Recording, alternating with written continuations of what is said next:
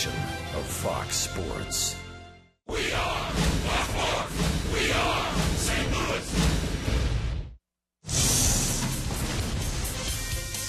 This is St. Louis Cardinals baseball. We're down south. The weather is warm, and it's the Cardinals and Braves on Fox Sports Midwest.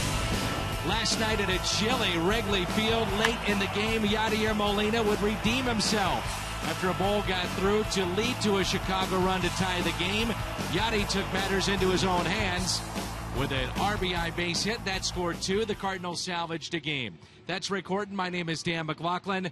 Yadier Molina, watching him last night, you understand why he's considered one of the best players in the game. It's been a long time since we spoke about defense only with Yadier Molina. He's a force in that lineup. Mike Matheny has him hitting second. I expect he's going to be there for quite a few more games to come. Well, both these teams are mirror images of each other in terms of pitching. Two of the best pitching staffs in the league square off the next three nights.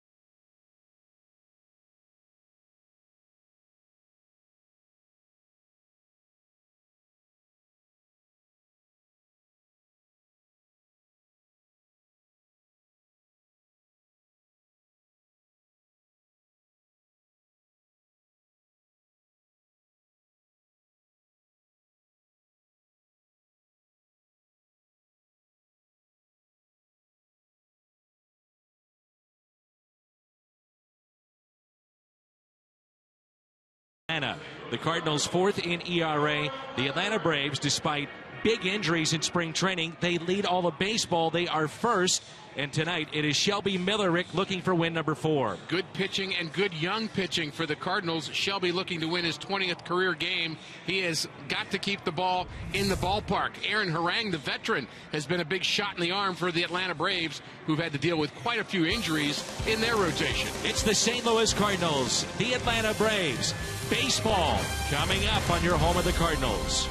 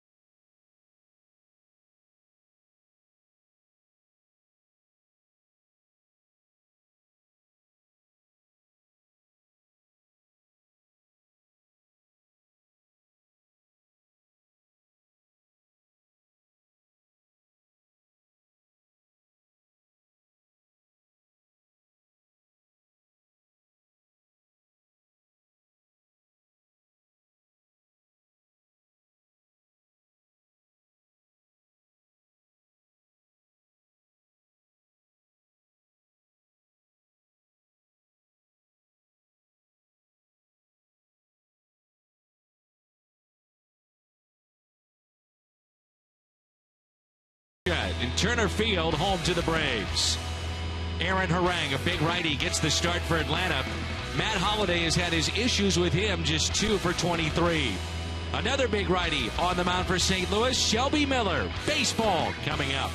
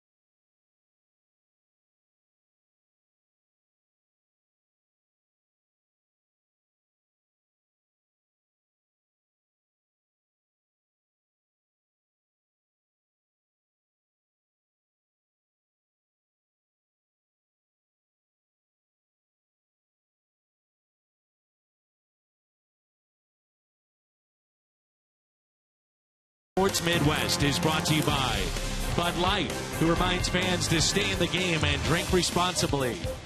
It's Chevy Truck Month. Visit your Mid-America Chevy dealers to take advantage of Truck Month offers on the all-new Chevy Silverado. And by Menards. Save big money at Menards on all your home improvement needs. Turner Field in Atlanta. This will be the home to the Braves through the 2016 season. Then they're off to a brand new facility. This was built back in 1996 for the Olympics, renovated for baseball in 1997. A look at the St. Louis lineup, and both these offenses has had their issues here after the first month of play. And the Cardinals have Matt Carpenter leading things off. This team collectively hitting .247. Yadier Molina batting second, as Rick told you during the open. Then it's Matt Holliday, a .329 career hitter against Atlanta. Matt Adams, Alan Craig, Johnny Peralta, who is 8 for 25 against Aaron Harang. Peter Bourjos gets a start tonight. Mark Ellis, and then the pitcher Shelby Miller. And the numbers at Turner Field very good for the Cardinal left fielder with the 3 home runs and 16 RBIs. Aaron Harang, his 7th start of the year for Atlanta. What a find Aaron Harang has been for the Atlanta Braves. He has been around a long time. 35-year-old right-hander, 6'7". Cardinals have seen him a lot.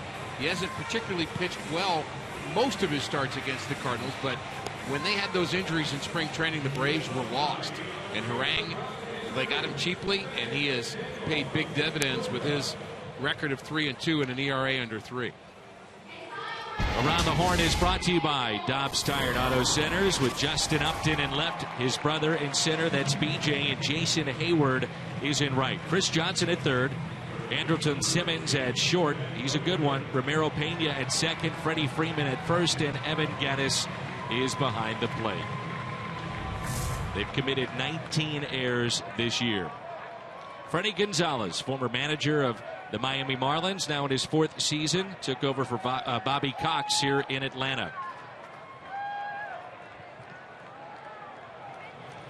And And the first pitch by Harang is a strike at 88 miles an hour. Not very overpowering. 88 to 90 is about where he'll stay. Sinker and a four-seamer occasionally. He does have a good slider. That's really his out pitch. And will throw a changeup that's only about 6 miles an hour slower than his fastball. Well disguised. Matt Carpenter was 2 for 4 last night in the series finale at Wrigley Field. And he's hitting .264 on the road trip with 3 base hits. Where would this Braves team be without Aaron Harang? Irvin Santana also picked up and will miss him in this series. Hit sharply to first. Freeman can't find it. A race to the bag and out at first. And we may have an argument here as Mike Matheny pops right out of that Cardinal dugout. That's the crew chief, Tim Welke, down at first. And Mike will take his time and then turn towards the Cardinal dugout and get a thumbs up or a thumbs down as to whether or not the Cardinals will challenge the first play of this series. 2 very similar plays in Chicago in the finale of that series, and the problem here is Freeman doesn't know where the ball is. Somebody finally says, hey, I know where it is, go find it, and on the replay looks safe to me. I'm with you. I think he's safe. Very, very close. One more look. There's the ball in the glove. Wow. And the Cardinals do not challenge. It's always interesting to see what managers are aggressive with it. For instance, over the weekend, Rick Renteria has had more challenges than anybody in the National League. The Cardinals, the fewest. As Yadier Molina swings at the first pitch and a diving stop by Simmons. This guy is something else. What a player at short. Best range of any shortstop in baseball. Andrelton Simmons gives us a good example of that. Taking a hit away from Yadier Molina. Barely in the hole to begin with, but this ball hit sharply by Molina. Pops up as an arm as well.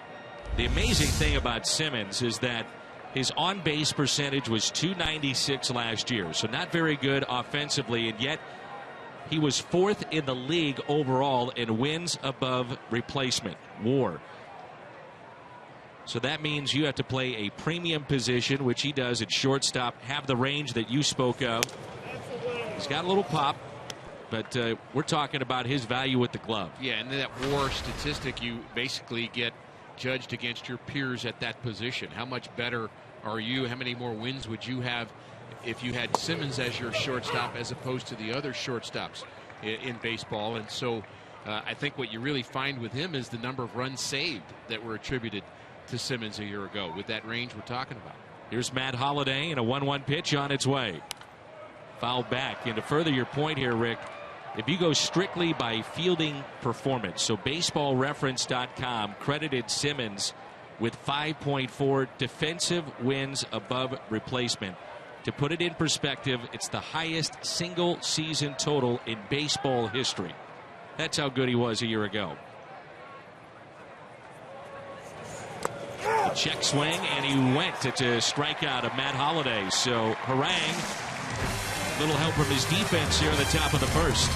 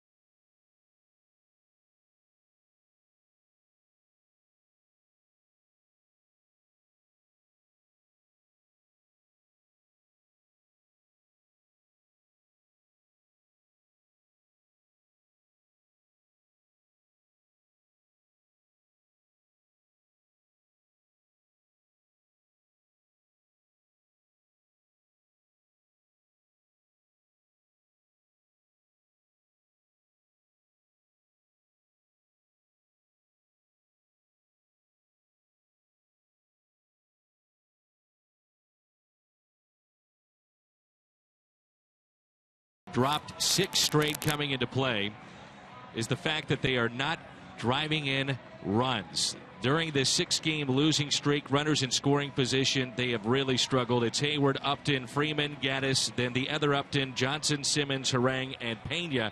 They are batting the pitcher 8th against Shelby Miller.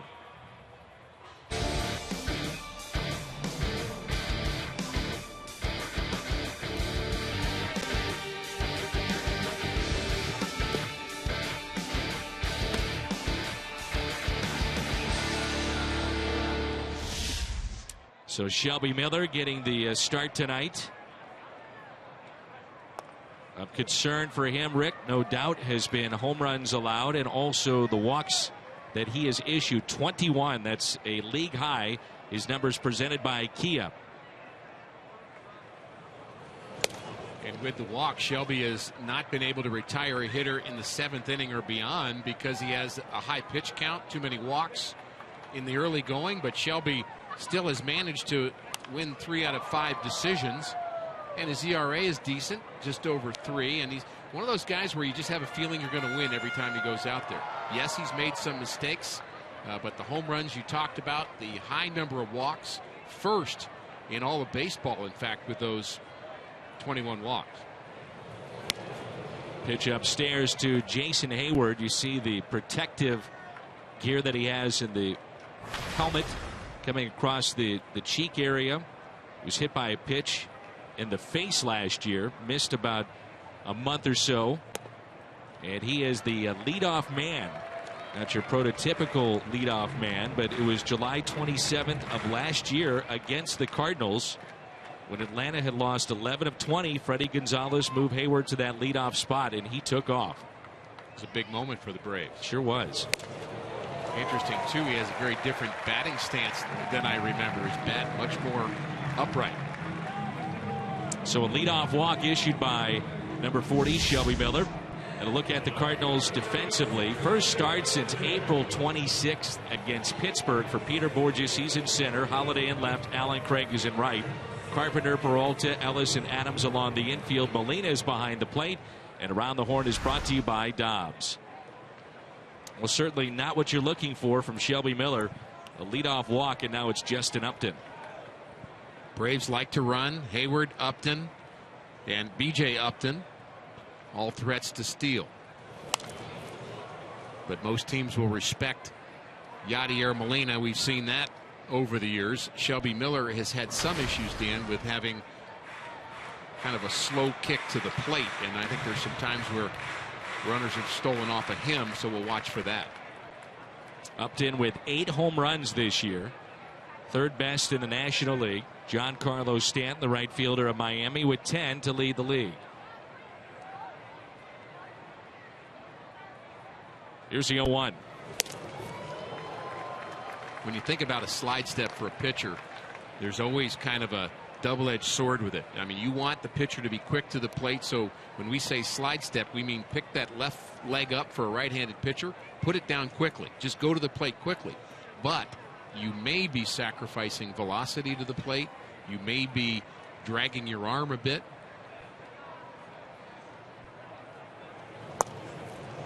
It's a late night for the Cardinals. They got in at about 4 a.m. their flight from Chicago here to Atlanta. Missouri Lottery Fox Tracks.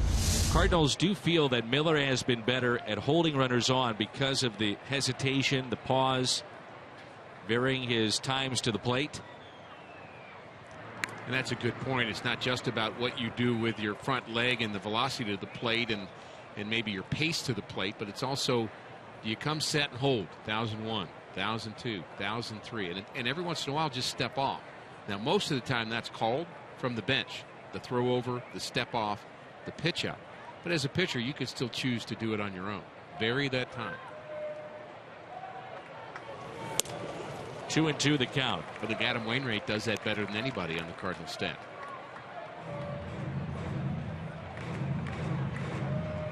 Wainwright is due to throw Wednesday against Mike Minor, the lefty.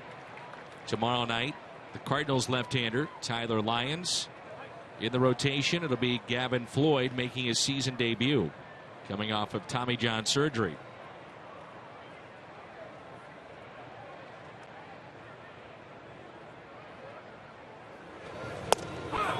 And a curveball and a strikeout. Justin Upton has struck out 41 times, second most in the National League. Sharp breaking ball, well placed by Shelby Miller. He's going to throw 70% fastballs, but the story of his success is often what happens with the secondary pitches, the other 30% of the time. That's where the mistakes sometimes come. Now it's Freddie Freeman, who's hitting .293, 6 home runs, 18 RBIs. Braves have had their fits offensively this year. Third from the bottom in the National League with a .233 batting mark. And during this 6-game losing skid, Rick, with runners in scoring position, they are 5 for 39. Freeman signed an 8-year extension during the offseason.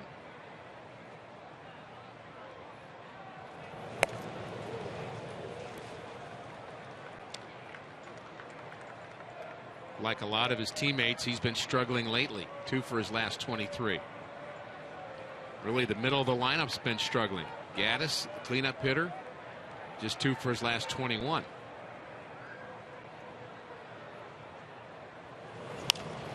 One ball, one strike. What you hope if you're the Cardinals is that you've caught the Braves at the right time. The Braves may be thinking the same thing about the Cardinals. National League East is such an intriguing division right now. Every team is above 500, and every team just separated by a game and a half.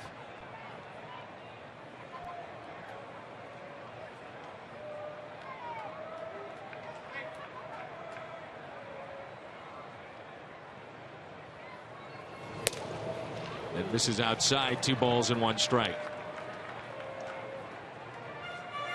Braves started out as well as any team in baseball. Now they've hit this rut, 0-6 in their last 6 games, the high ERA and not scoring any runs. Curveball lifted into center field. BOURJOS can't make the play. Hayward on his way to third. To throw into second base is not in time. Freeman in there safely.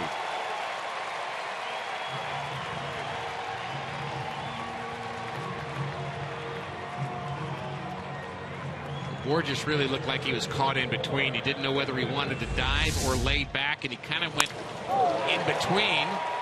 One more look at it. He does keep the ball from going back to the wall. That's a positive. Kind of a sinking line drive off the bat of Freeman. So ruled a double for Freddie Freeman. And runners at second and third. And only 1 out here in the first inning for Evan Gattis.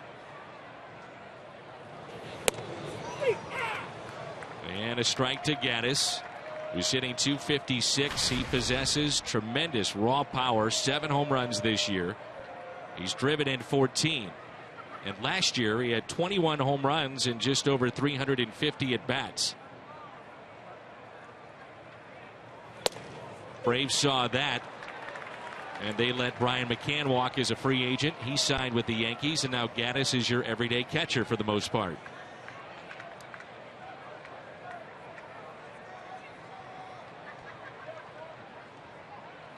Braves are one of 2 teams that has not scored 100 runs this year.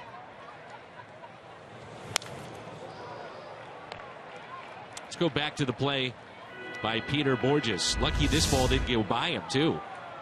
Again, thinking about diving, and then he just at the last minute thinks, boy, I got to just knock this ball down, and he does get a glove on it. That could have been a whole lot worse.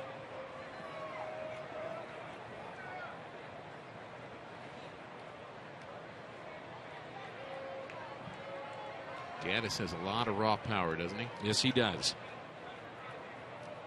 Here's the 0-2. Nice play by Molina and those soft hands to keep it. I don't think nice is a big enough word for that play. On the backhand, breaking pitch, going to scoot away from you a little bit, going to have a little different bounce off the dirt because of the spin on it. And Yachty picks it like it's a piece of cake.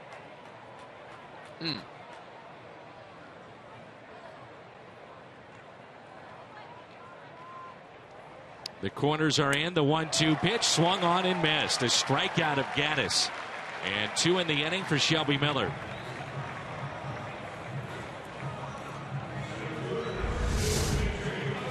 Elevates on Gattis. And a bit tardy. Rick, I was doing some numbers on how poor the Braves have been with runners in scoring position. With 2 outs and runners in scoring position, if you take out Freddie Freeman, they're hitting .085. .085 this year. Will that continue? Here's B.J. Upton. Last season hit .184, signed a big offseason deal to come over to the Atlanta Braves. He struck out 151 times, 9 home runs, and 26 RBIs. 1 ball, 1 strike.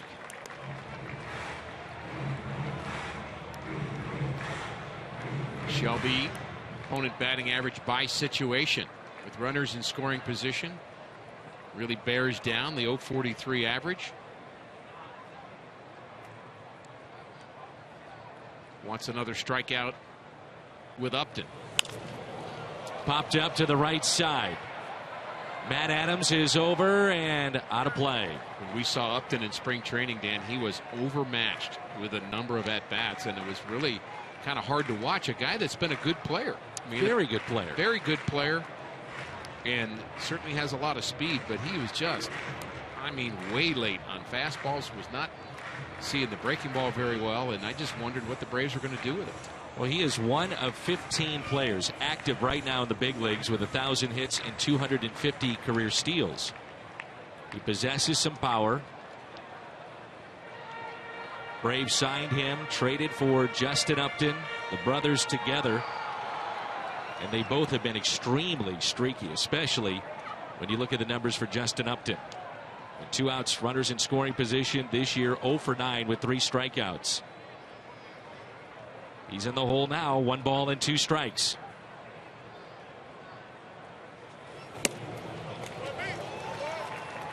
Two and 2. Chris Johnson is on deck.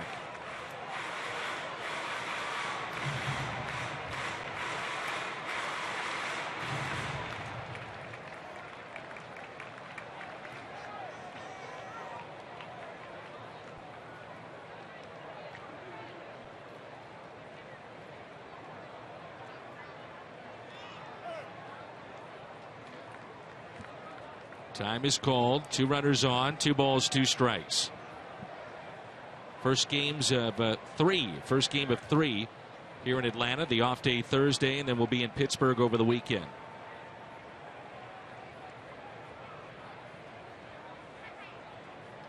The 2-2. Got him. A strikeout for Shelby Miller. He strikes out the side, and again the Braves can't score.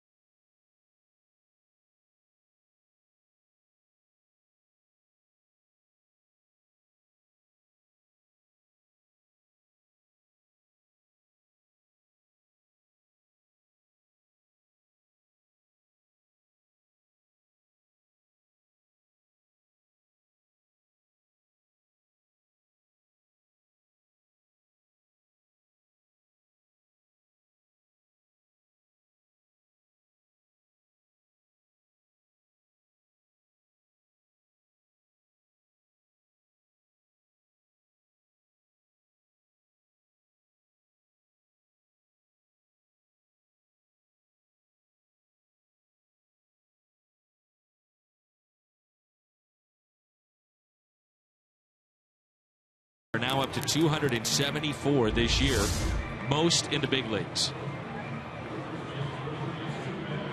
There's B.J. Upton, the third strikeout victim in that first inning. Late on that fastball. Freddie Gonzalez, after an inning like that, is thinking, what else can we do to try to score runs? The frustration mounts for the Atlanta Braves, no question about it. And Cardinal fans know the offensive issues that the Cardinals have had, where you've had a few good moments and then a couple of steps backwards. Well, the Braves are right in the middle of that right now, maybe even more so. 6 straight losses. And just what you worry about with a team that pitches well and doesn't hit, now the pitching seems to be going south as well for the Braves. 0-2 quickly on Matt Adams, 5th in the National League, hitting .339, and against right-handed pitching, hitting .385. Right side of the infield, you can see the second baseman Pena on the outfield grass. That's pulled foul. What's interesting, though, about Matt Adams, he has 15 opposite field hits. And looking at this earlier today, that's 5th most in the major leagues.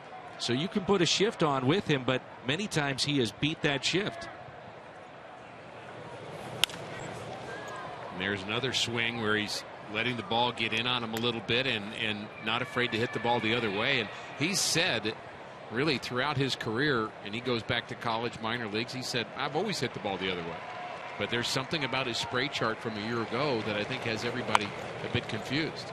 Ground ball that's foul. My guess is we'll see less of a shift when the updated spray charts come out and teams start figuring out how are we going to defend the Cardinals in 2015. The shifts against Adams aren't quite as pronounced as they once were. There's already been a change. Yeah. But it's still there. Inside to Adams, 1 ball and 2 strikes. He leads the National League with 15 multi-hit games. 40 hits already this season as well. It's it down the right field line and yanks it foul. You and I both agree, Dan, that we may just be seeing the tip of the iceberg as it has to do with shifting. We think that teams like the Pirates do will shift more with counts. They may even put guys in motion a little bit more, all in maybe the outfield, maybe the infield. I think that's where this game is going. Freeman to Harang. 4 up and 4 down to start the game for the big righty. I asked you before the game, I said, are we going to look back at baseball 40, 50 years from now and say, what were these guys doing playing straight up? Because more and more teams are starting to shift, and more the numbers bear out that that's the way you should play it. I think 40, 50 years from now, you'll take into consideration, are the athletes bigger, stronger, faster then? Are they throwing 120 miles an hour, and are they hitting the ball 550 feet? And are ballparks bigger? Is there more space in the outfield? And, you know, all those things will come into play. And just as I think teams have had to adjust to very little foul territory, that is a huge difference in this game that we don't talk much about over the last 30 years. A lot more outs in foul territory than we see in today's game. And the 1-0 is chopped to second. And Craig is now 0 for his last 10. He has 1 hit on this road trip.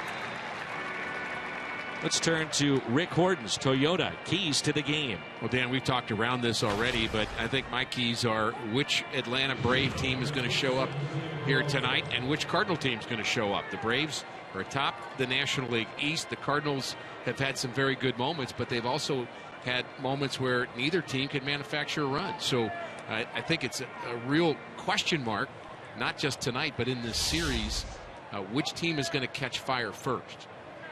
They're both in desperate need of some momentum, and the Cardinals may have gotten a little bit of that in the finale against the Cubs. Here's Johnny Peralta. He's hitting .371 since April 25th. That's raised his batting average to a season high .222 at the start of play tonight. Leads the club in home runs with 7, and he has pretty good numbers against Harang, 8 for 25. And he hits that down the left field line. Couple of hops, and it's off the wall. Peralta digging for second, and he is in there safely. That's his third double against Aaron Harang. The Cardinals have their first hit of the night.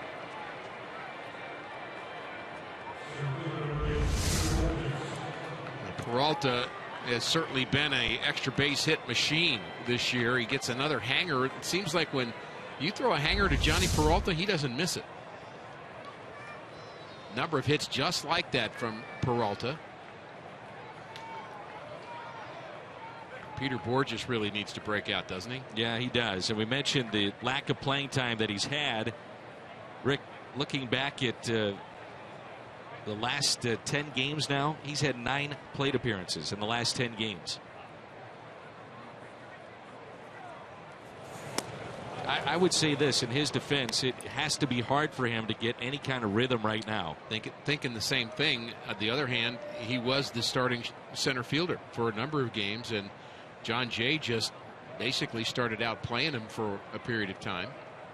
And interesting, he's getting the start against a right-hander because he's hit Harang well. Here's a 1-0 pitch. The numbers 4 for 10, a double, a triple, and a home run off of Aaron Harang. Looks to be more on the plate to me, like he stepped up just maybe a few inches closer to the plate to guard against that breaking pitch away, and maybe he doesn't think Harang's going to be able to throw that fastball by him in. 1 ball and 2 strikes. Peralta with the double to bring in Peter Bourjos, and Bourjos was a pinch hitter late last night and struck out. He's had 52 plate appearances this year, a 154 average. He's walked 5 times. He has struck out an alarming amount, 19. Now 20.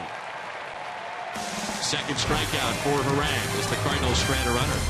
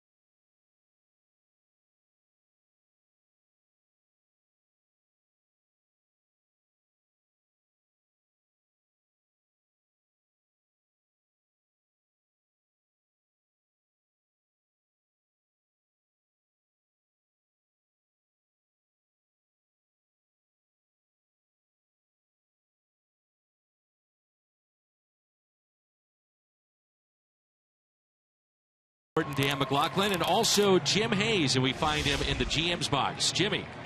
Danny, a lot to talk about with John Mozeliak. Let's start with Jaime Garcia, hit by a pitch in his first rehab start in Springfield. What's the update on Jaime? You know, it's bad luck, really. But in terms of medical update, I think he's feeling pretty good. You know, we were quite a bit nervous last night once we first heard about it. There was some swelling, but when he saw the doctor this morning, he looked considerably better. So we're encouraged. Going to take it day by day to determine what that next step might look like for him. Pop to center. Boy, that hung up there a while. Let's talk about Jason Mott, who made his first rehab appearance yesterday. 1 inning, 3 strikeouts, 13 pitches, and I know you were happy with the velocity. Yeah, I think that was the good news, really. When you think about what he was doing down in Jupiter, an extended program, he was somewhere between 91, 92, touching 93. But yesterday he sat at 95, 96, had that life. So that's encouraging. What we got to do is now manage sort of how we're going to see him go back-to-back, give him a few days off, that type of thing. But right now I'd say he's on track for 2 to 3 weeks. Joe Kelly was on this trip, a hot shot to Adams, and he was sent back to St. Louis with a hamstring issue. Well, that's correct, and unfortunately, it's just not moving as quickly as we had hoped, and it's one of those things where we're just going to have to be patient. Obviously, we've got Lyons that's going to take his start tomorrow, and with Jaime, hopefully, he's not too far from the big leagues as well. The pitcher batting eighth, Harang. We've seen some of that during Tony La Russa's tenure. We have. I want to ask you about Oscar Taveras. A lot of Cardinal fans very excited about what he's been able to do. When do you know it's the right time to bring him up, and do you have a plan in place for that? Well, I think the clear and easiest way to think about that is what type of playing time would he get? And, right now, our center field situation's a little murky. Obviously, between Jay, BOURJOS, and Grichuk, splitting some time out there. At some point, obviously, we're going to hopefully have a decision on who's going to get the bulk of that playing time. And Oscar's someone that may figure into that equation. The good news is he's playing every day. He's getting some time in center field now. And from an offensive standpoint, he's doing exactly what you'd hope he'd be doing. Thanks a lot, Mo. Dan, over to you. Jim, he could have just taken it right to break. Good work. No score after 2.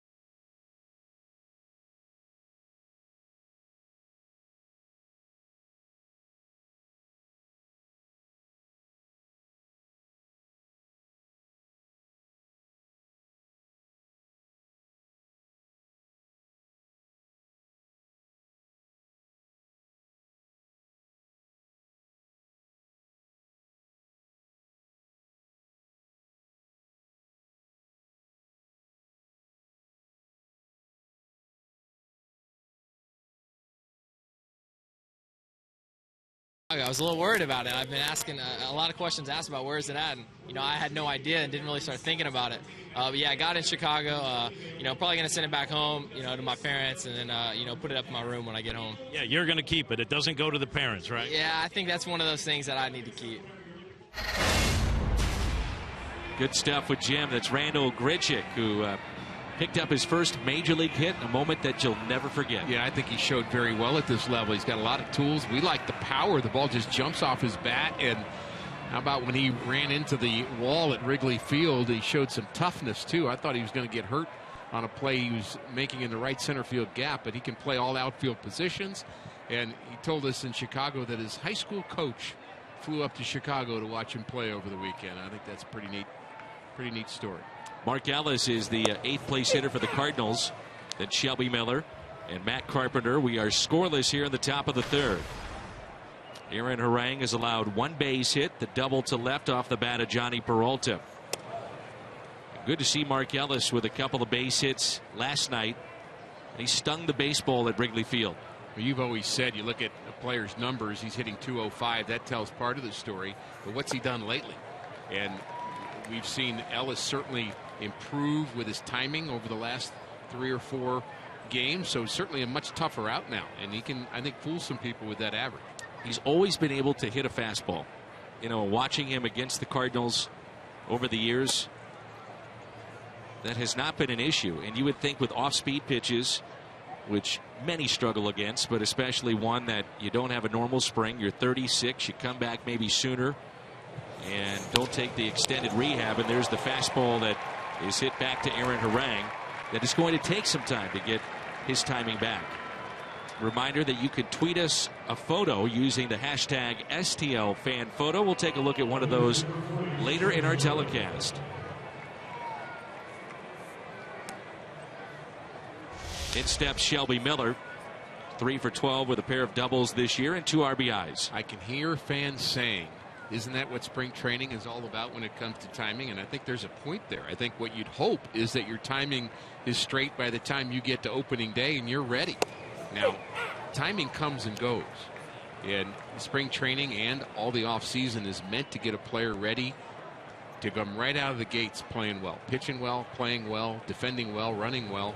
But it's such a long season, it doesn't always happen that way. You don't always get it yet. And timing is such an elusive reality for major league hitters because the guy out there on the mound's trying to mess up your timing at every turn. And trying to get it back at this level, very, very difficult to do. The 0-2, and it's a strikeout of Shelby Miller, 3rd tonight for Aaron Harang. Aaron Harang is the last Reds pitcher to lead the league in strikeouts, and that was back in 2006 when he led the National League wearing that Reds uniform. Reminder that the 2013 National League Championship Trophy giveaway is coming up Friday, May 16th. It's a replica trophy. Matt Adams has it there. Nice looking giveaway. Braves will be in town. There's giveaways all 3 games against the Atlanta Braves, including a Matt Carpenter bat. That's part of the giveaways coming up as well. So 2 down. And here's Carpenter. First play of this game, the Cardinals didn't challenge what could have been a base hit for Matt Carpenter. Yeah, I wanted to go back to that. And you realize that there have been so few challenges in the early going, especially for the Cardinals. But I think you realize that through the first 6 innings of play, it just hasn't happened every night. So in my mind, if it's close at all, why don't you challenge anyway? Even if you think you have a 20% chance of it. Because the reality is once you get to the 7th inning, you can probably talk the umpires into any play that you might have been able to challenge otherwise, because it's essentially something the umpires can do on their own after the 7th. So why not use it? I'm with you. We both thought in 2 of the 3 replays we thought Carpenter was safe, and then in the 3rd one we thought he was out. So I think I understand how watching that you might say, well, it's not conclusive enough. But I think you've got this other factor. Why not let somebody else make that decision instead of keeping that challenge in your pocket? Simmons has a cannon and shows it off, but not in time. On a 1-hopper to him. He has committed 1 error this season. That should be error number 2. Short hop on the backhand, and he just boots it. But he sure liked showing off his arm there, didn't he? As you mentioned. He had a play earlier this year. He won the Gold Glove last season where he slipped in a ball deep in the hole and threw from his bottom a strike to still get a runner. It was unbelievable. Molina saw 1 pitch in his first at bat, but a ball that was hit to Simmons. And by the way, it has been ruled a base hit. I'm not sure how that can be, but a base hit for Matt Carpenter. All right, I'm going to throw at that defensive WAR statistic, and and now I understand. My goodness. Sometimes you make an error. It's okay. It happens. Even to Simmons. That ball 1-hopped him, and he didn't move for it. And if that's not an error, I don't know what is. 2 balls and no strikes on Molina. He came in 6th in the league in average at .336. Troy Tulowitzki leading the National League at .400.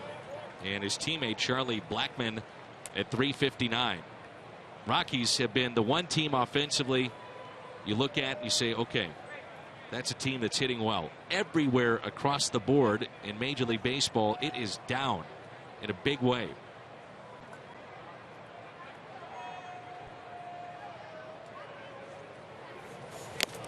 Two and two. We've already seen how Harang likes to climb the ladder to get the strikeouts. He has a breaking pitch that it will start high and then have it come low. But even though he's not throwing 94, 95, he still believes he can get outs up in the zone with his fastball. And you like his changeup too, don't you? Yeah, his changeup. What I like about it is it's well disguised. I think the best changeups are always that. You just can't see it coming. And the velocity difference that we mentioned is a little bit closer to his fastball than most people's changeup tend to be. He throws his fastball at 90 and the changeup at 85. That's kind of a small separation, but that's enough to get the timing again out of whack for the hitter. A count of 2 balls, 2 strikes with 2 outs and a runner at first, and that's Matt Carpenter. Outfield is deep for Molina. Big gap in left center. Yanni up the middle. That's a base hit. Carpenter stops at second base. And it brings in Matt Holliday.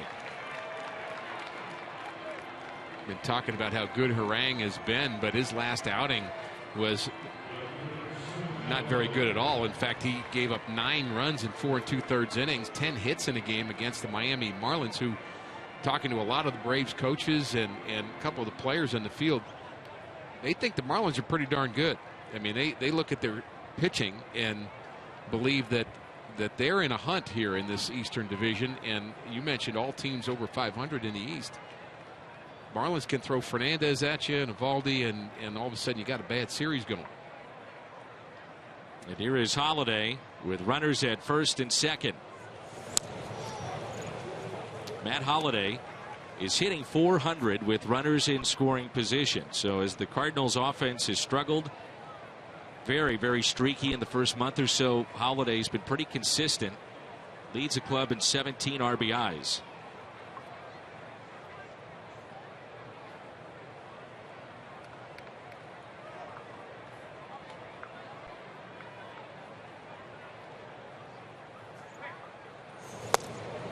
One ball, 1 strike. He struck out first time up on a check swing, couldn't hold up. So there's what you're talking about, Rick. That 4 2/3, the 9 earned, as he gave up a pair of home runs.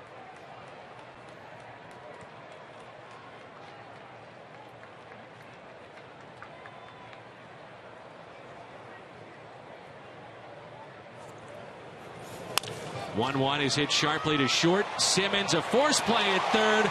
My goodness, what a play. And now Mike Matheny will challenge here. And I'm sure they're going to question whether or not Chris Johnson's foot was on the bag. Jose Oquendo is pointing at it. And Mike Matheny came right out to argue this call. Both Oquendo and Carpenter were pretty convinced that his foot was not on the base. And maybe it's a good thing that Matheny has that challenge left after all. Here's the play. Backhand. Is he on the base or not? We can't tell. Now he touches the top of the base, but did he touch the base with his heel before that? That's the question. Is he on the base now? Very close again. One more angle. Searching for that base, going backwards, and he's out.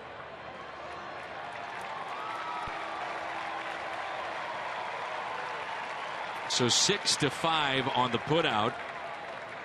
And another very fine play from Simmons at short.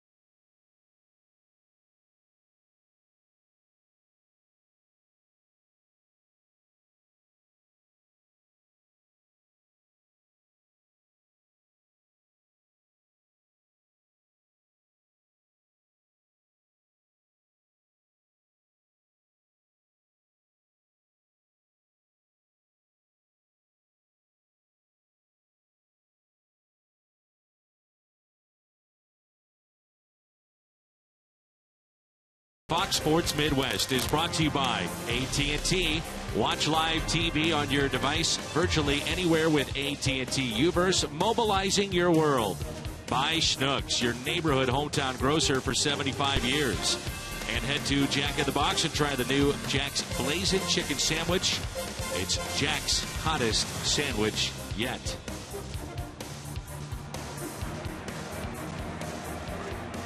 They will open up a new stadium in 2017 that will seat between 41 and 42,000. That's almost 10,000 fewer than what we see available here at Turner Field night in and night out.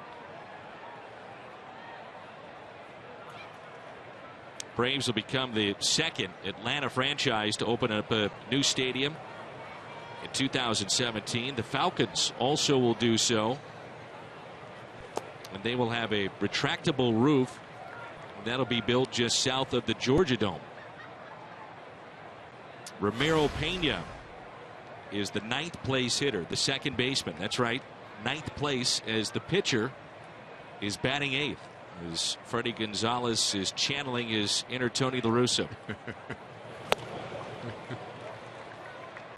Where do you stand on that, the pitcher batting 8th? I've heard Tony's discussion about it and his argument about it, and essentially what you want is an extra leadoff hitter in that 9th spot to get on in front of your 3rd place hitter and in front of your leadoff hitter. It's like you don't want the pitcher in the way, essentially, when you get to your lineup turned over again, and that's kind of the philosophy. But in my mind, the 9th place hitter is going to hit less than the 8th guy. It's only natural, and to me it makes more sense to put your better hitter in that 8th spot. And I wouldn't want to be Ramiro Pena coming to the ballpark today and hearing the news. I've got good news and bad news. You get a start today. Good. But Aaron Harang, who hasn't had a hit yet this year, is hitting in front of you. Oh, exactly. Ouch. You know, Mike Matheny hit 9th quite a bit. Yes, he did. Mike even tried hitting from the left side. I remember that experiment. Correct me if I'm wrong, it was Andy Van Slyke who was trying to help Mike at that point in his career. Hit from the left side and potentially become either a left-handed full-time hitter or a switch-hitting catcher. Andy spent a lot of time with him in the offseason and threw to him almost every day. And Mike, I think, got a little bit more proficient in hitting from the left side. And as a catcher, you're a switch-hitting catcher. That's a big asset. And Mike abandoned it by the time he got to spring training, but it certainly was a thought in his mind. Here's a 3-2. Driven in the air. Right center. 9th place hitter. I got your 9th place hitter with a ground rule double. The second double by the Atlanta Braves. The other by Freddie Freeman.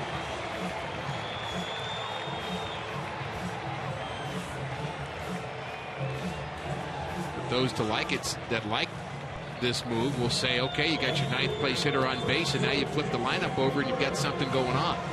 With Jason Hayward, who's not your classic leadoff hitter either. Here's the pitch. Like a cutter that didn't cut much in the inner half.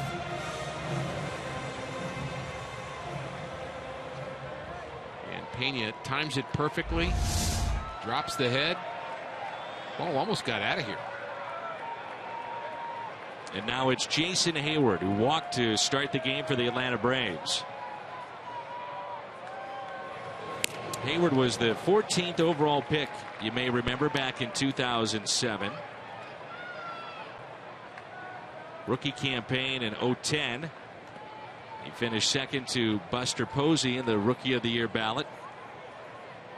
Homered in his first major league at bat.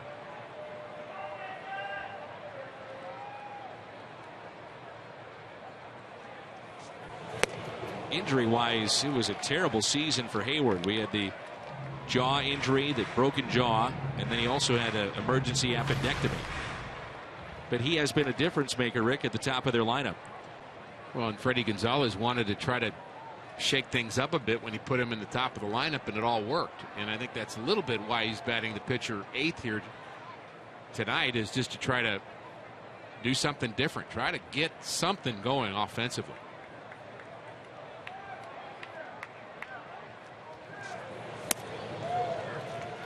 First couple of starts for Yadier Molina, we saw him really putting down for Shelby Miller.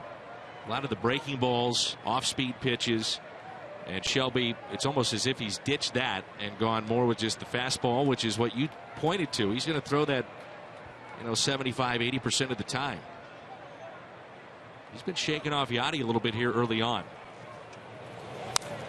I feel like Shelby Miller's really a guy in between on a lot of things. So you're getting the message you got to go deeper into games.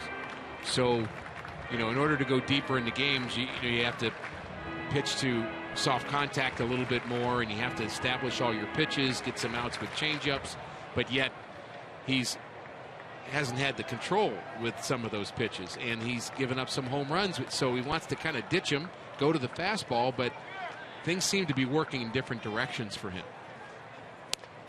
Swung on and missed, and Hayward goes down, and that's 4 strikeouts for Shelby Miller. America's new sports network is the place to turn for America's pregame. It's only on Fox Sports 1, and it streams live on Fox Sports Go. So tune in to America's pregame weeknights at 5, only on Fox Sports 1.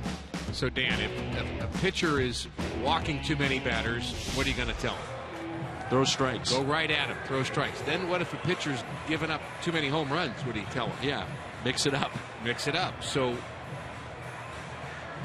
a little bit of a discussion here about what they're doing perhaps with first base open, and I think Derek Lilliquist said, hey, you guys have talked long enough, I want to get in on this meeting. Although he has great trust in number 4 to lead a good meeting on that mound.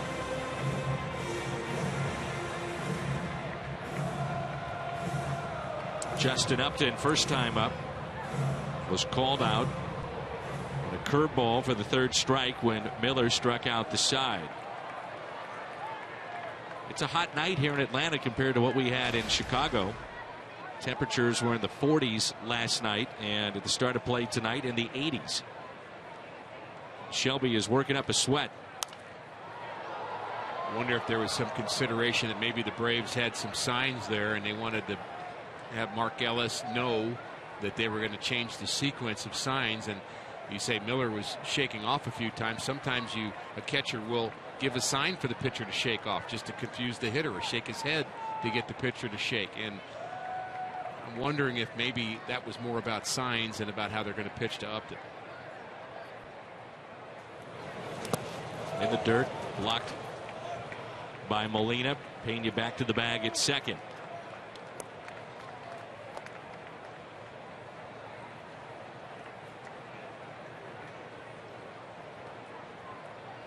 Braves had a great opportunity back in the first inning with runners at second and third. Gattis up. He struck out swinging. Then B.J. Upton struck out to end the inning. Outfield is straight away. As Pena is bouncing out there at second base, and the 1-1 is taken high and in. Literally bouncing out there. Either trying to distract Shelby Miller or trying to get the right timing and think about stealing third. He's not a guy that steals a lot. Most in his career, he had 8 stolen bases as a Yankee minor leaguer one season, but not really a big threat to steal.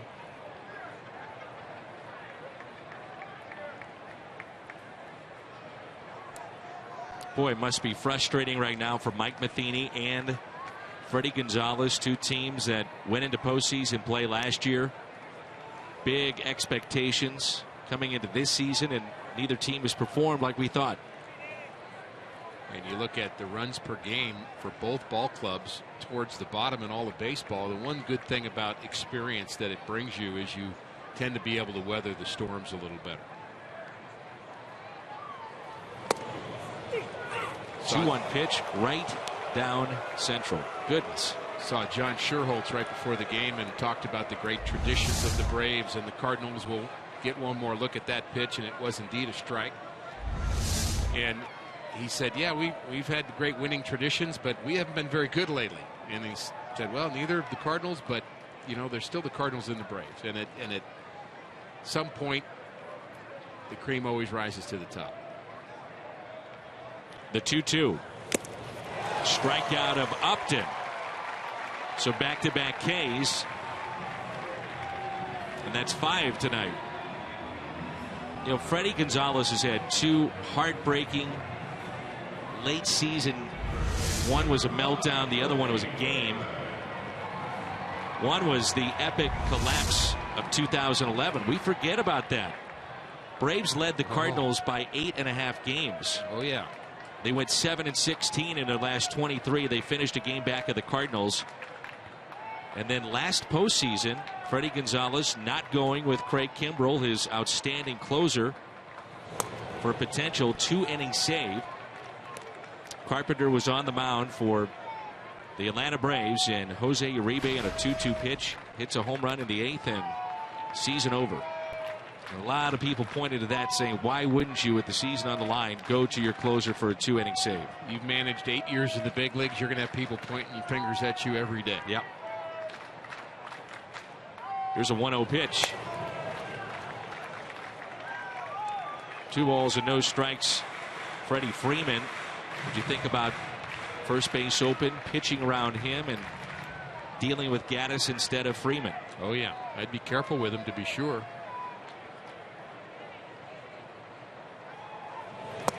That's right down the middle on a 2-0 pitch. That's the other thing here. You had Hayward ahead in the count. Upton on a 2-1 pitch, looking at a strike right down the middle. Here 2-0 right down the middle. You also create your own luck in being aggressive in hitters' counts. 2-0, great place to hit. 3-1, a great place to hit.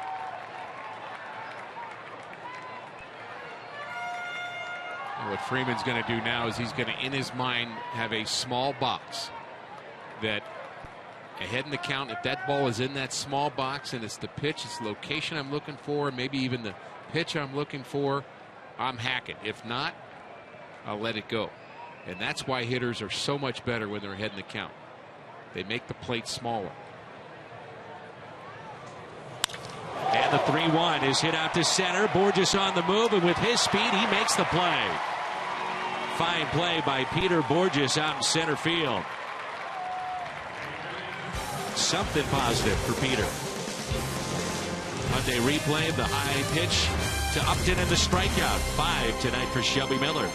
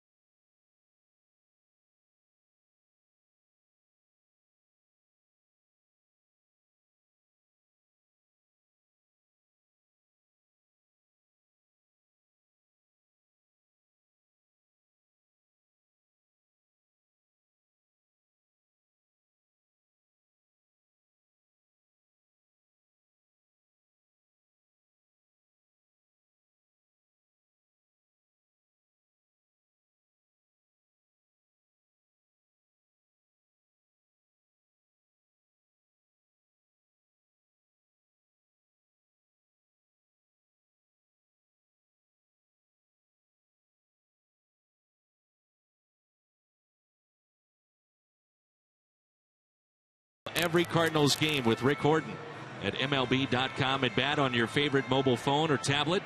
Live look-ins with Rick He'll give you instant replay and analysis. Rick is there on your phone and anywhere you want to be. Cardinals.com. Load it up. But you're telling me I had my own app or something I wasn't aware of.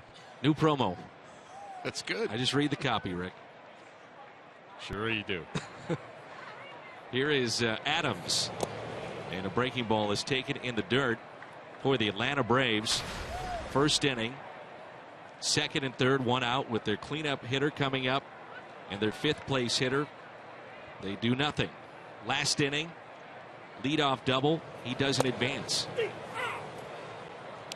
When you think about Hayward, Upton, and Freeman, they're not the guys you think about as move runner over, get them in type guys. This Braves team is really built on the power stroke, the home run, and they just have had no luck manufacturing runs.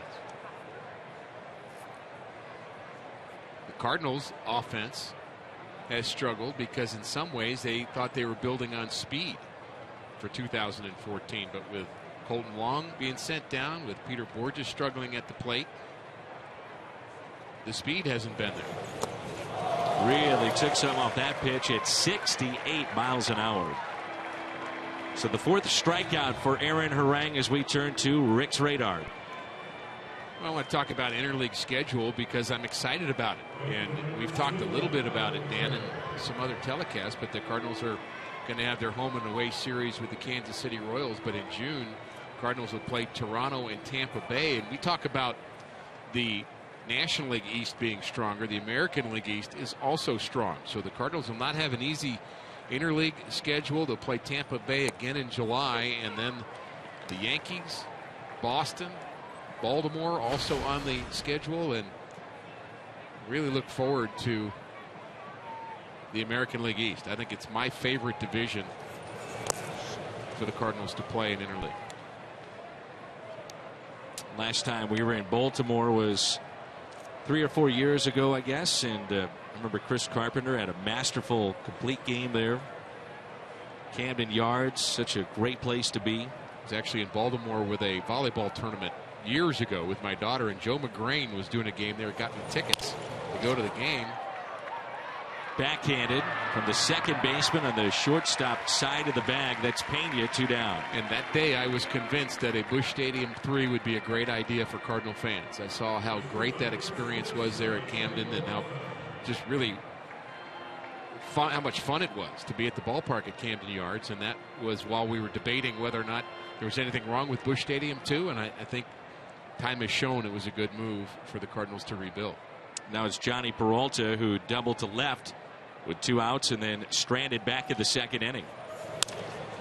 He pulls it foul. And by the way, Joe McGrain got me tickets in the upper deck, which it's not surprising. Brought that up to him a number of times. Thought he had a little more pull than that. Were they free? Oh yeah. So I shouldn't complain? Is that what you're telling me? Pipe down over there. Okay. Alligator arms, man. You don't like to go to the back pocket and get that wallet. Not for baseball tickets, I don't. Well, you should. You know, you play in the league. Now you've been broadcasting for 72 years, and you know everybody in the game. You shouldn't have to. Here's the 0-2. See teams really go up the ladder with Johnny Peralta, who, by the way, with that double now has 14 extra base hits. And Harang seems to really like to do that, to go up, really go up again. And that's the difference. He goes up with the fastball, then he'll throw that slow breaking ball and try to get you to think out of his hand that might be a fastball and really change your eye level. That's pitching. Here's a 1-2. 2 balls and 2 strikes. Braves pitching staff has allowed 90 runs. That's fewest in Major League Baseball, and only 61 extra base hits if you include Johnny Peralta's double. Must say a bit melancholy for me to come to Turner Field here and just once again miss my dear friend Jim Fregosi, who passed away this spring, and he was a scout for the Braves, former manager in the Cardinals system. And I'm going to miss and do miss my friend Jim Fregosi. Passed away at the age of 71. 1-2-3 inning for Aaron Harang.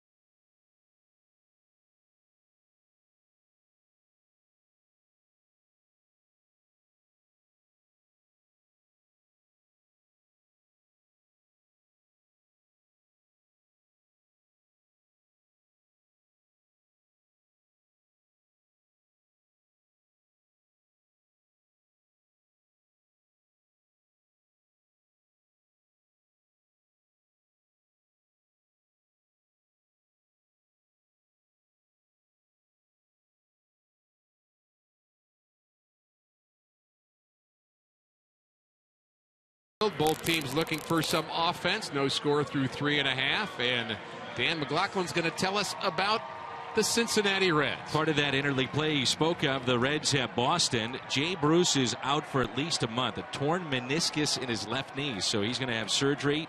Aroldis Chapman, they're hoping that he returns on Friday, Rick, so that's a big boost to their bullpen. And I put on their revolving door. I was wondering how many shortstops have played with Brandon Phillips in Cincinnati? 24. 24 different shortstops as Gattis fouls it back, and he and Votto have made 810 starts together.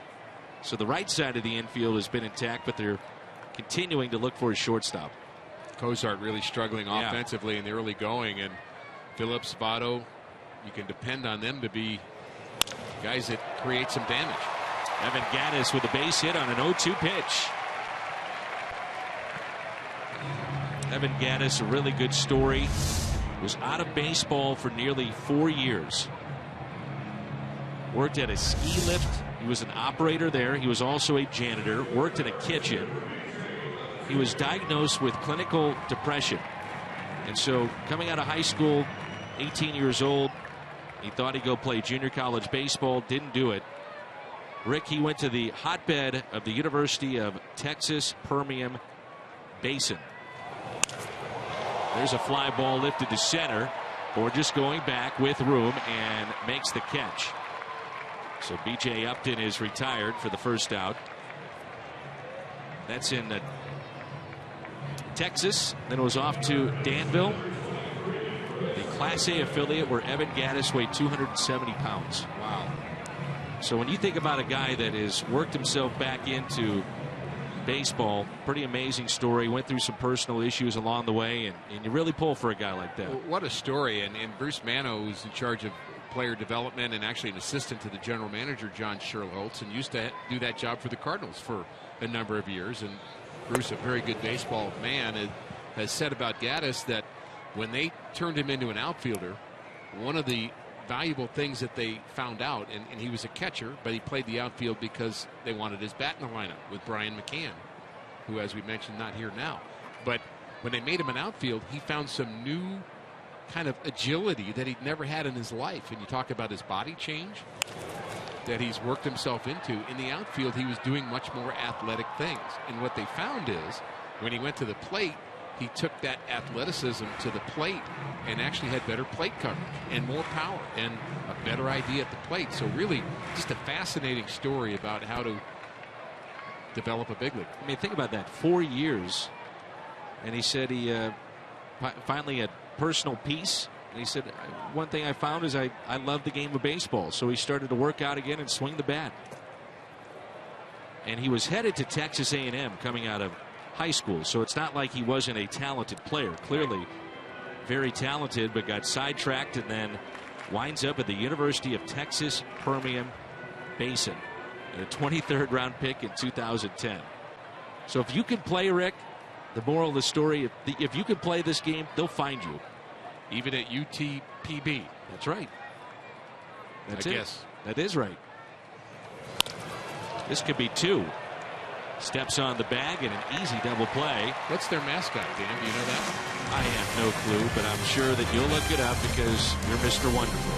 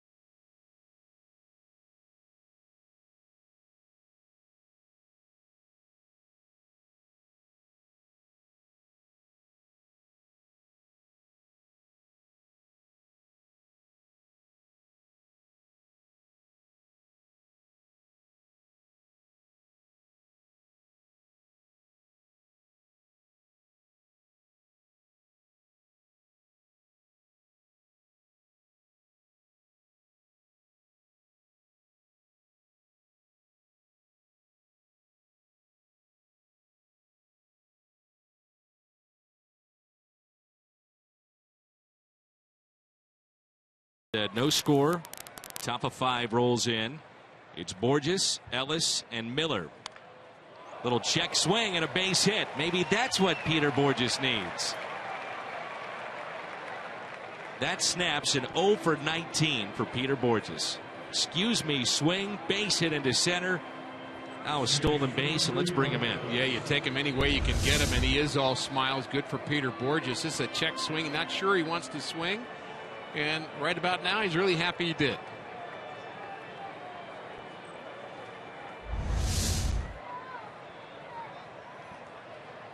Now it's Mark Ellis. See a sense of relief there? Oh, man. He's also made a good play in center on the ball that was hit into deep left center field.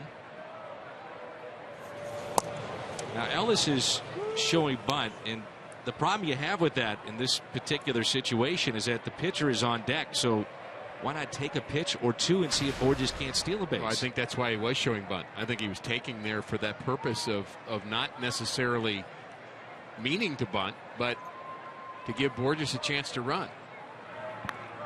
I mean, everybody knows that's part of Peter Bourjos's skill set is the tremendous speed.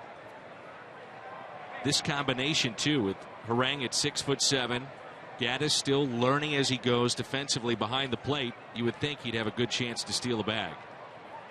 He's not running. The pitch is taken for a strike, 1-1. Well, there's the 2 pitches he took. You can't expect Ellis to take another one. Of course, hit and run is also a possibility.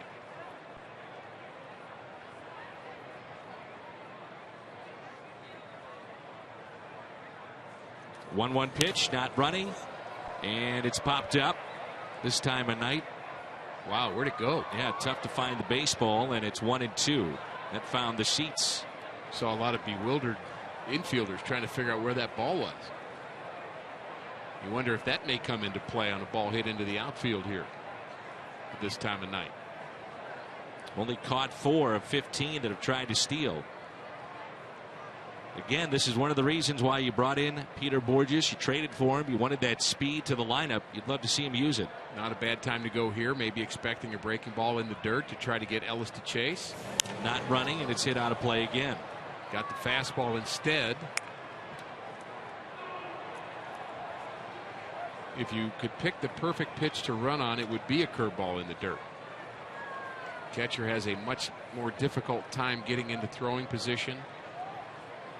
Best pitch to throw is a fastball up. You can explode through that, especially if the ball was away. Not running again. The 1-2 popped up right side and out of play. By the way, it's the University of Texas Permian Basin Falcons. Yeah, they had a tough outing their last game against Lubbock Christian, so they're about 4 games under 500. Dan, I know you've been following that program. Well, you got Gattis, you've got Matt Adams from Slippery Rock. Again, if you can play this game, they will find you. They will, and you know those guys follow their college programs and root for them, and glad he got that opportunity. Good jump by Bourjos, and that ball gets away. Simmons thought about going to Pena quickly, but with Bourjos' speed, he would have been safe anyway. If that's a base hit, I'm going home. I'm just telling you right now. You're doing the rest of the game by yourself. Now everybody at home is saying, please be a hit. Please be a hit. That ball booted again by Simmons. He was trying to do too much there. He was trying to get that lead runner at second base instead of just watching the ball into his glove and realizing he had no chance to get Bourjos. Goodbye, Dan. They've just ruled that a base hit. Rick is leaving. Runners at first and second. Here's Shelby Miller. Rick has left the booth. Bunt is down. Harang only play to go to first. And the sacrifice is good. Sacrifice 1-4 takes us to the top of the lineup. And it brings in Matt Carpenter. Rick refuses to come back into the broadcast booth. Fox Sports Midwest pleased to join Girls on the Run to bring you the largest timed 5K race in St. Louis. Girls on the Run, a nonprofit organization that helps prepare thousands of girls for a lifetime of healthy living. And the race is this Saturday, so register now at girlsontherunstllouis.org. Best opportunity for St. Louis is right here. Runners at second and third. And Matt Carpenter at the plate.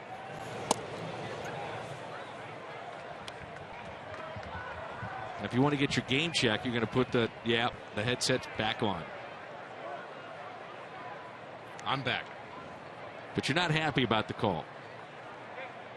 The result you're happy with, just not the call. And remember, it was Carpenter at the plate, and it was back in the third on a ball that looked to be a tough chance, but yet ruled a base hit for Carpenter. You know, Major League Baseball has a situation where they can go back and review this, so it takes pressure off the official scorer here at the ballpark. He's hearing it from both sides, I would imagine. And they'll have tape and review it, and we shall see. Can I go to that meeting? Overturned. You know, I'm sure you'd love to give him a piece of your mind. How do you know that's not where I was the last few pitches? You're just screaming at the official score. Hey, I'm happy the Cardinals got a hit. It's all good. Cardinals 0 for 2 with runners in scoring position. Atlanta 0 for 5. We've got Rick back in the booth. The 2-0 is hit on a play. 2 balls and 1 strike. And Andrelton Simmons will never make another error at home the rest of his career. That's my prediction. Kind of makes you really worry and wonder about the defensive statistics, honestly. Absolutely. I mean, they have just been totally devalued in my mind when you talk about the Gold Glove year a year ago. I mean, I'm not sure that happened a year ago, but we've seen it happen twice here tonight. Those are errors. Good opportunity, though, for Matt Carpenter. 2 balls and 1 strike. Cardinals will take it. Scoreless ball game. Carpenter has driven at 10 this year. The 2-1. Driven up the middle. That's a base hit. 1 run is in, and here comes another. Carpenter digging for second base. Diving head first, safe. A double for Carpenter. That drives in 2.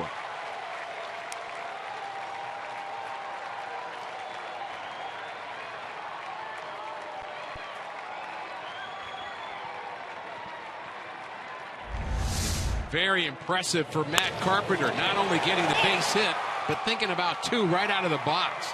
That ball is just a base hit up the middle, but he gets more. Nice effort and a good slide right to the bag, head first by Matt Carpenter. I'm with you. It seemed to be a routine base hit. B.J. Upton came over to get it. I didn't see him go after it in a lazy fashion either. It was just Carpenter's aggressiveness, and it paid off. It scores Mark Ellis, and it scores BOURJOS, and a 2-run lead for Shelby Miller. Yadier Molina was robbed by Simmons back in the first and singled to center field.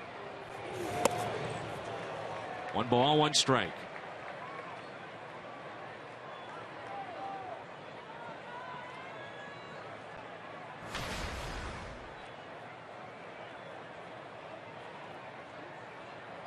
So the inning starts with a half swing by Peter BOURJOS to snap an 0 for 19. Cardinals start the runner. That was BOURJOS, which clearly affected the ground ball hit to Simmons and avoids a double play. The Cardinals really, for the first time here tonight, got their leadoff runner on. The Braves have done it 3 times, but haven't been able to pick up a run.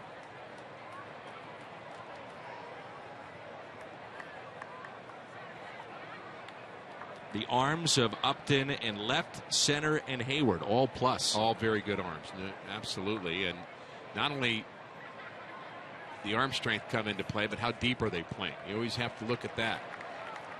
A lot of outfielders like to position themselves in a way that they're going to charge a baseball and expect to throw you out. When you've got a guy at the plate that can hit the ball over your head, you have to be careful about playing in too shallow. Fairly shallow in center field for B.J. Upton. A little deeper in left for Justin, and Hayward got average depth in right. Carpenter with his 4th double of the season after 55 a year ago. He stands at second. Molina a little tardy with that swing. 3-2. We talked in the open about Yachty being in that second spot. You like that, Dan? I do. I want to see him come up as much as he can right now. With the offense the way it's going, I'm assuming you agree, you want to see him hit. Well, there's the other school of thought. You put the guy who's struggling second so he'll get good pitches to hit, but why not have the guy who is hitting bat second? The other thing I love about it, too, is as well as he goes to right field, Carpenter gets on. You're talking about the potential of hit and runs with him. Is there a better situational hitter on the Cardinals than Yadier Molina? No, not at all. I think he goes in now more so with a game plan. I've talked to John Mabry about this. And John was talking about in 2004 when he was a teammate with Yachty. He said he put so much pressure on himself running the pitching staff that hitting literally was just secondary. He didn't even worry about it. And now that's changed. His game plan, pitch to pitch, and letting pitches go deep. Being able to go to right. Guess right and drive a ball out of the ballpark. I mean, he has become a terrific hitter. with Dave Duncan, Tony La Russa, now Mike Matheny, Derek Lilliquist, there's a high expectation put on the catcher for what he's doing behind the plate with the pitchers, and that's a lot for a young guy to handle. So it was, I think, smart for him to get that down first, and then the hitting is followed. If the other guys pick it up, I wouldn't mind see Yachty drop for RBI opportunities. And he shoots it in the gap into right center field. Upton, though, makes a basket catch. And Carpenter wasn't tagging up, so he's still at the bag at second with 2 down. Stay hydrated all summer long. A beverage jug courtesy of Powerade is coming up on Saturday, May 17th. The Cardinals take on the Braves. 25,000 fans entering with a ticket receive the beverage jug. And that's at cardinals.com/promotions for your tickets to that game on May 17th. So it's the trophy giveaway, beverage jug, Matt Carpenter bat, and also a Budweiser bash on Friday, which will feature Rick Ankiel. He'll be signing autographs and back in St. Louis.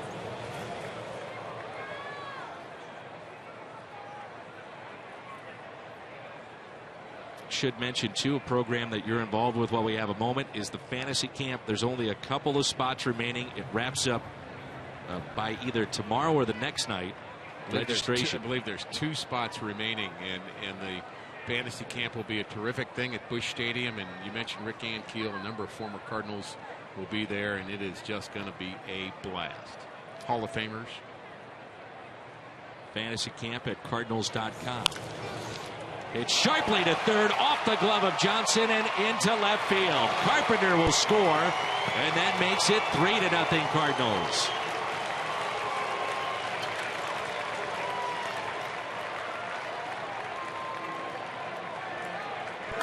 All right, what'd you put down? Hit or error? I put down hit. There's no question about what that's going to be. And that one may have taken a bad hop, too, as Johnson tries to play this one off to his left a bit, and the ball just scoots up over his glove.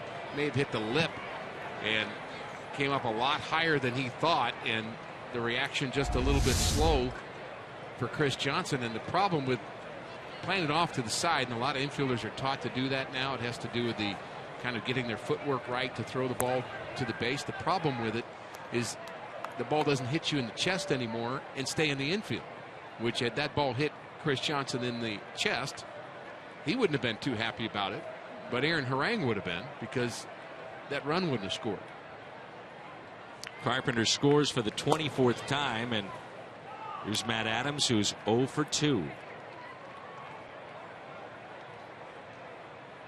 Carpenter is 3rd in the league in runs scored, behind Tulowitzki and Blackman.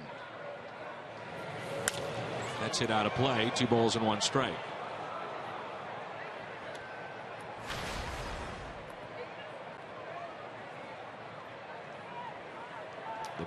The Braves coming off a sweep by the Giants. 3-game series. Being swept at home by San Francisco, first time since 1988. They lose tonight, it'll be their 7th loss in a row. Braves lost 8 in a row May of 2012, but still won 94 games. So Freddie Gonzalez has been through this before.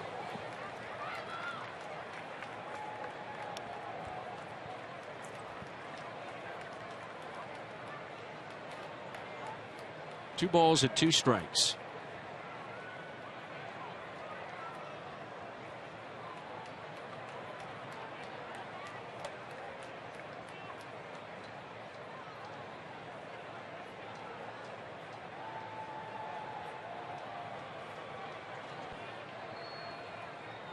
It's a 68-mile-an-hour curveball that Adams struck out on back in the 4th. This one at 72. So strikeout number 5 for Aaron Harang, and Miller and the Cardinals midway through 5 on top.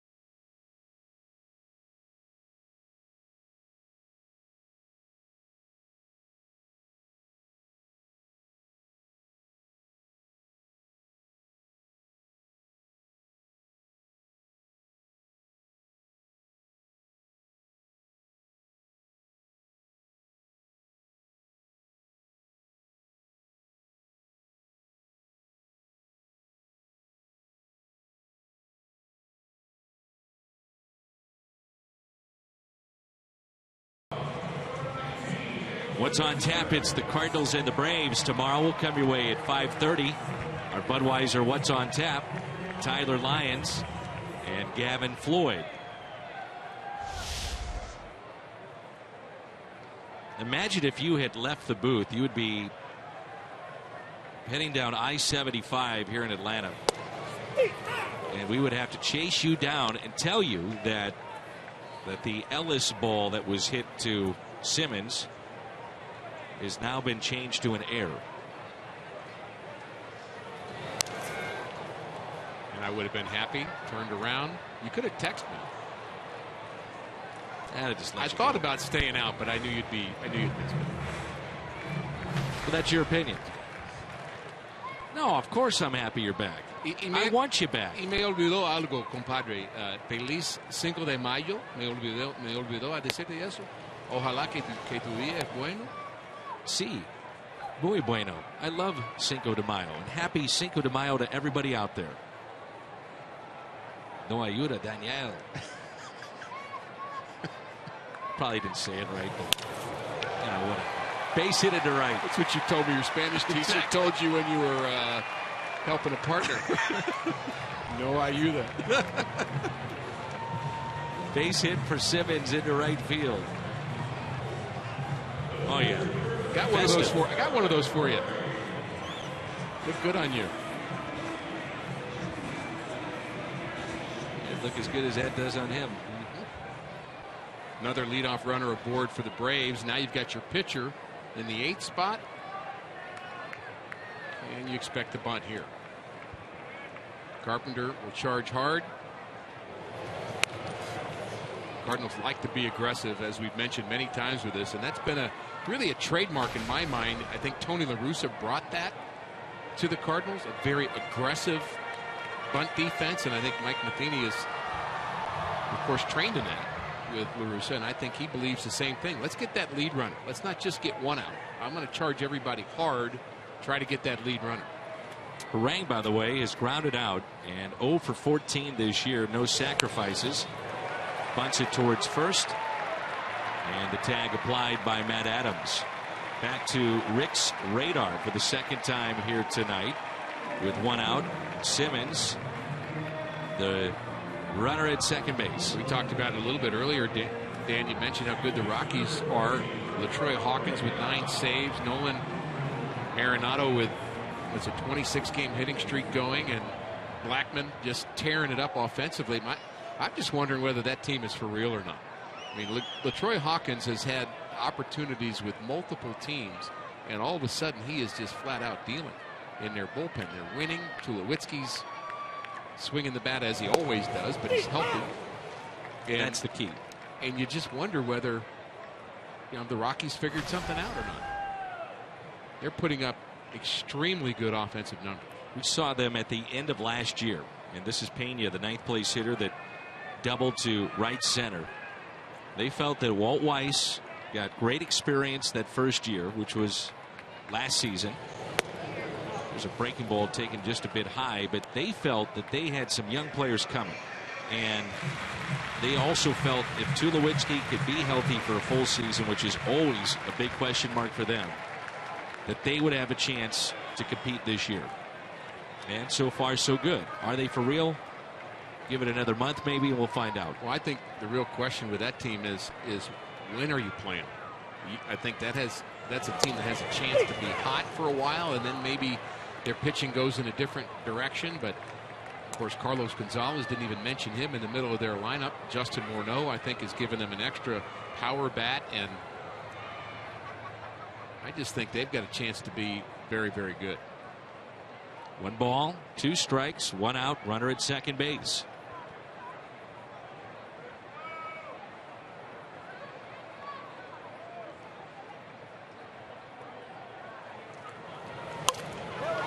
Ground ball on a breaking ball hit to Adams, and he'll step on the bag for the out. Simmons advances to third.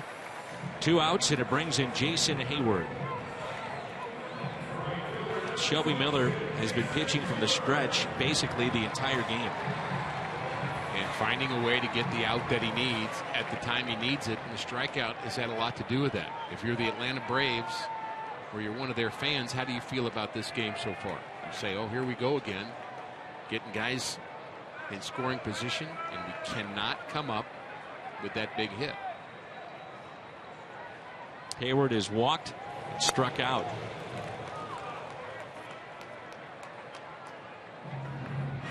When the Braves scored first this year, they're 10-0.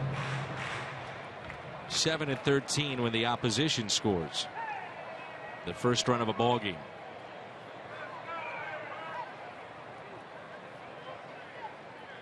.1-0 pitch to Hayward. 1 ball, 1 strike.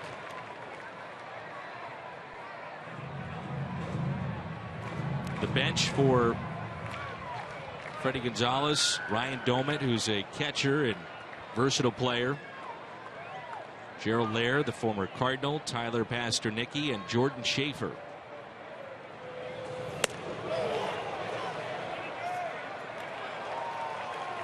Two and one.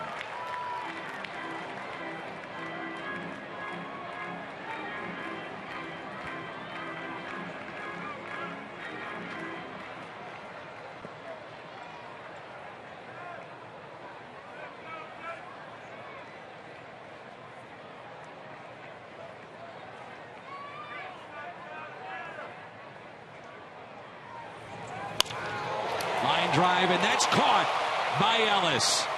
Takes a base hit away and an RBI. Ellis jumped, Shelby Miller jumped, and Shelby gets out of another one.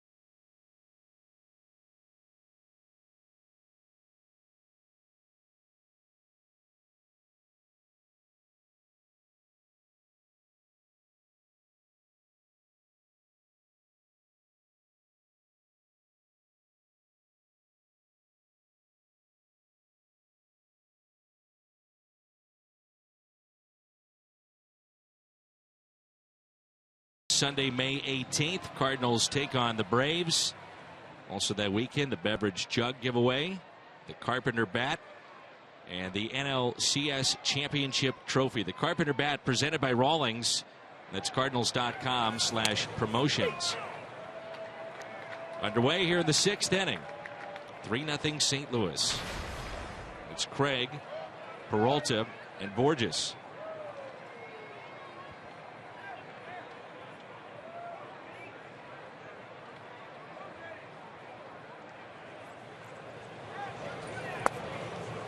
Last time up, Alan Craig bounced one up the middle, shortstop side of the bag, and it was taken by the second baseman, Ramiro Pena. And that's where he's positioned right now. Alan usually very good at going the other way. That would have been a pitch to do it on right there. 1 ball and 2 strikes. Still trying to get on track, isn't he? Doesn't really look comfortable at the plate even in this at-bat. That pitch was on the outside corner, but it almost looked unreachable to Alan Craig, which is kind of a strange thing to say about the pitch away. He has to reach for that one. Bounced off the plate. Look at the English on that baseball. Spinning, then barehanded by Johnson, and an infield hit for Alan Craig. Last Monday, Craig had a hit like that against Milwaukee, and then he took off the next 3 to 4 games. AT&T fan photo. You send us your photos using the hashtag STL fan photo and New Haven High School.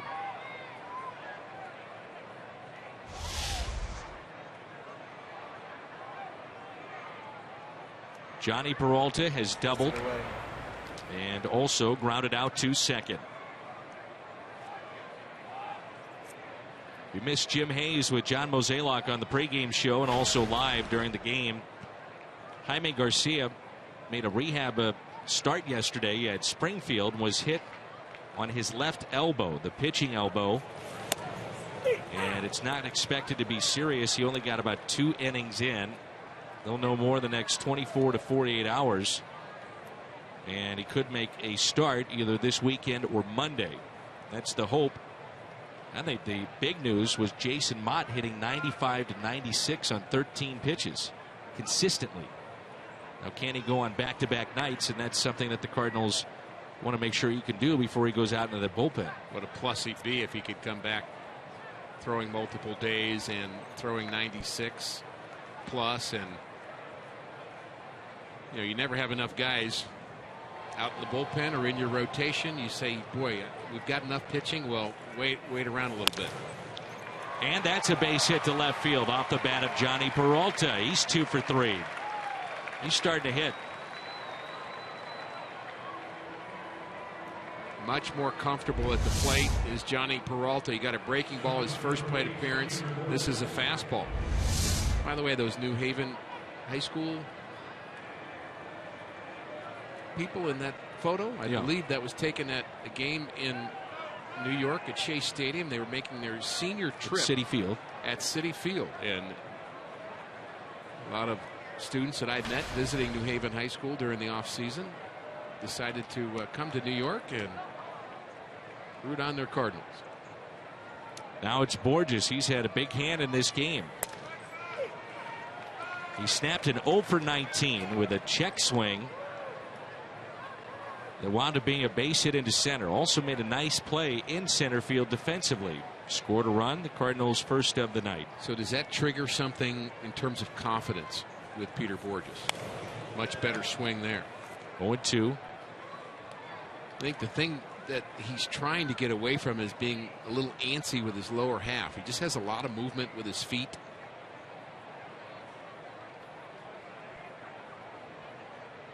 Jumpy a little bit. A little jumpy, and I think that kind of leads you to chase when the ball's out of the zone. You're always hitting 0-2 in that situation, and that's not really a good place for him to be right now. Again, you just hope maybe some confidence has crept in.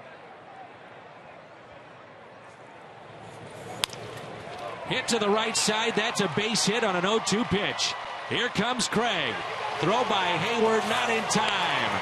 And Peter BOURJOS picks up his 3rd RBI this year and his 2nd base hit tonight. And it's 4-0 St. Louis.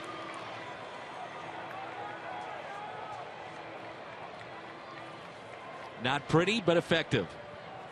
And not a good pitch from Aaron Harang's point of view, being ahead 0-2.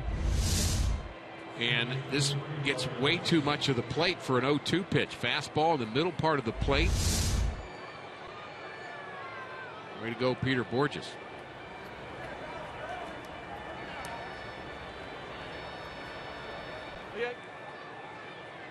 Activity now in the Braves bullpen. And it brings in Mark Ellis. Ruling on his ground ball back in the 5th was changed to an error. So an error on Simmons, and just the 2nd error that he's committed this year.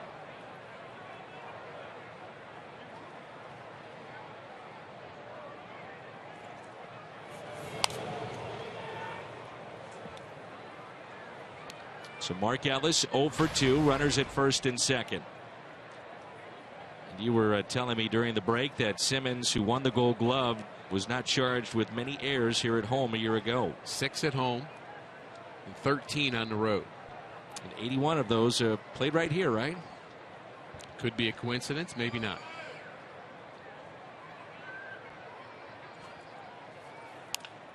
There's a high fly ball lifted out to left. Justin Upton coming in to make the catch. Runners back to second and first. Tomorrow night on Fox Sports Midwest, catch the first episode of the Homers for Health game shows. Pitchers and hitters duel in a clubhouse feud. That's tomorrow on Fox Sports Midwest.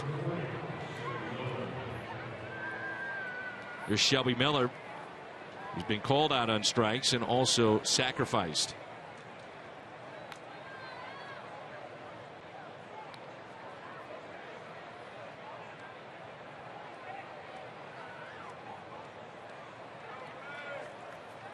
Anticipating the bunt, and it drops for a foul ball. Video I want to see. I actually saw it the other day for the very first time. I've heard about it so many times from Al about the time where he was pitching and there were actually 2 guys at the plate. The umpire said go ahead and pitch, and 2 guys rushed to the plate at the same time when he was throwing a pitch, and one of the 2 guys got popped by Teddy Simmons, and there was a big brawl and a big argument about who's up and who's the umpires. Right, I mean, it's funny to watch. Have you seen it before? Yeah, he showed me the other day. I had not seen it. I'd heard about it for years, and it is comical. I'd seen pictures, but never the video. 0-2 on Miller. Well, the umpire keeps telling him, go ahead and pitch. And so there's 3 people near the batter's box, and including a manager, and Al just said, well, okay, I'll pitch. The manager's arguing with the umpire. Right. And the umpire is telling the guy to get into the box, and 2 guys think that he's talking to them, and both of them jump into the batter's box. So there's 3 people. And Al threw a pitch. Why not? We know Al, he's a great listener. Loves authority. As Miller tries to just obey him, right? Yeah. Sacrifice and strikeout number 6. Jersey Day at Busch Stadium. It's for Cardinals Care and volunteers roaming the stands, selling the scratch-off tickets for a chance to win a Cardinals player's jersey from that game. All the proceeds goes to Cardinals Care. Care for the kids in St. Louis. They've raised over $20 million. Michael Hall and his crew just distributed $117,000 in grants the other day. So 2 outs, runners at first and second. There's the mad Hungarian Alvaro Bosky on the left, John Rooney on the right, and Jim Jackson keeps it all together in the background. Mr. Steady. You bet.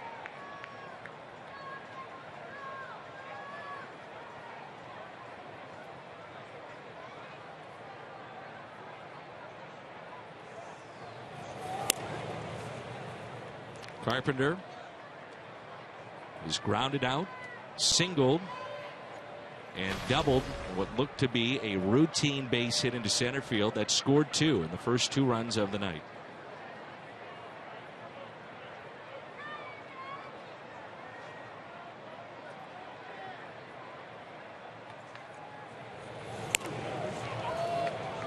Three and 0.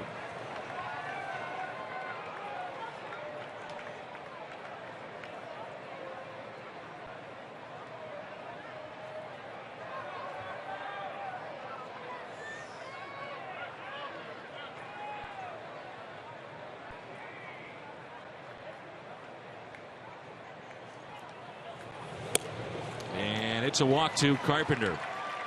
The base is loaded for St. Louis. And Roger McDowell out to visit. Every time I come here, I see Roger McDowell, I think then Terry Pendleton. And for anybody that loved the Cardinals and you were part of those great teams in the 80s, you go back to early September of 1987, Shea Stadium. Only hit in that game was a bunt single by Vince Coleman against Ron Darling, who eventually hurt himself on that play. And McDowell pitched a scoreless 8th. In the 9th, Ozzie walked Tommy Hurd grounded out, so Ozzie moves to second. McGee singles in Ozzie, and Pendleton, who's now his teammate, if you will, coaching together with 2 strikes. I've asked Terry about this because of the great sinker that McDowell had. Moved up in the box with 2 strikes, knocks it out of the ballpark in one of the most famous home runs of 1987. With McDowell and Orozco in that bullpen, they were guys with tremendous stuff. I mean, they just had big years for the Mets, and it was something we didn't expect to happen. But Cardinal fans that remember that moment, I mean, it's a top 5er, I would say. No doubt. That club led the Mets by 10.5 games at one point. York was charging there in September. And Yachty out in front, 1 ball, 1 strike. He is singled to center. Simmons made a very good play deep in the hole at short back in the first. He's also flied out to center. One of the things I think draws us to the game, Dan, those moments like that. You know, there are moments ahead. I mean, the David Freese moment in the World Series is something we'll never forget. And, you know, you don't always see him coming. And that's what's great being at the ballpark, hoping that you'll see another.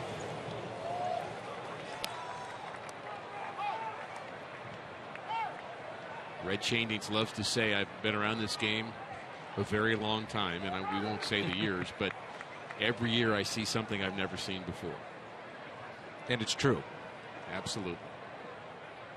2 balls, 1 strike, bases loaded with 2 outs here in the 6th.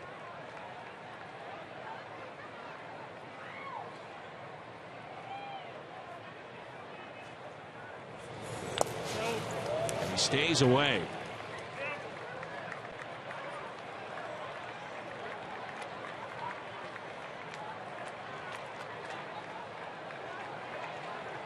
So 3 balls, 1 strike, and a chance for the Cardinals to bust this wide open. Time called by Molina. All the pressure right now is on Aaron Harang. Well, he's got to be feeling it. He knows that his club is having a hard time scoring. You can't let the lead get any bigger. This is pitch number 110. Molina hits it off of Harang. Johnson to the bag, safe, and a run scores to make it 5-0 Cardinals. Reaching for the bag with his foot, almost came up with a tremendous play which would have saved a run and got them out of this inning, and instead Freddie Gonzalez has to come out, and we'll see if he challenges here. Well, he's asked for his club to get on the phone and talk with the personnel in the video room just to see if perhaps that call was wrong. We'll get another look at it. The ball caroms right to the third baseman Johnson, and that's a close play. Well, again, is his foot on the base or not? Well, that's the thing I'm looking at. He's not selling this if he's not on the bag, and watch him here. What makes you think that he's not is that he keeps reaching for it. See him reaching right there?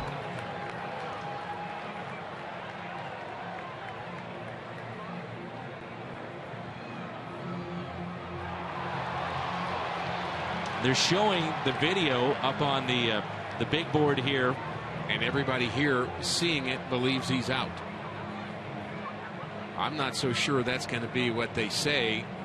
Very, very tough to overturn, and the fans again saying he's on the base. And another example of you just see what you want to see. I mean, they're cheering the replay, and they're showing it for a 3rd time now on the video board here. And also interesting the way, and he does call him out. Big play in this game.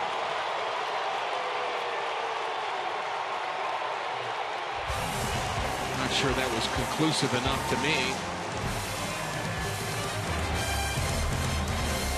I'm with you.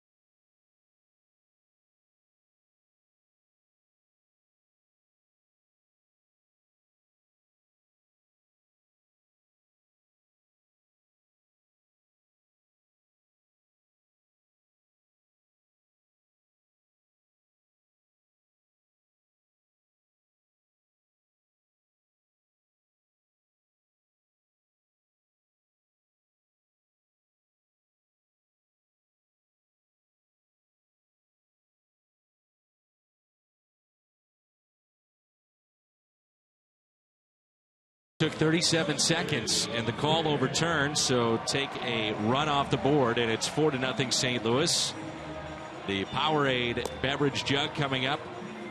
The Braves will be in town.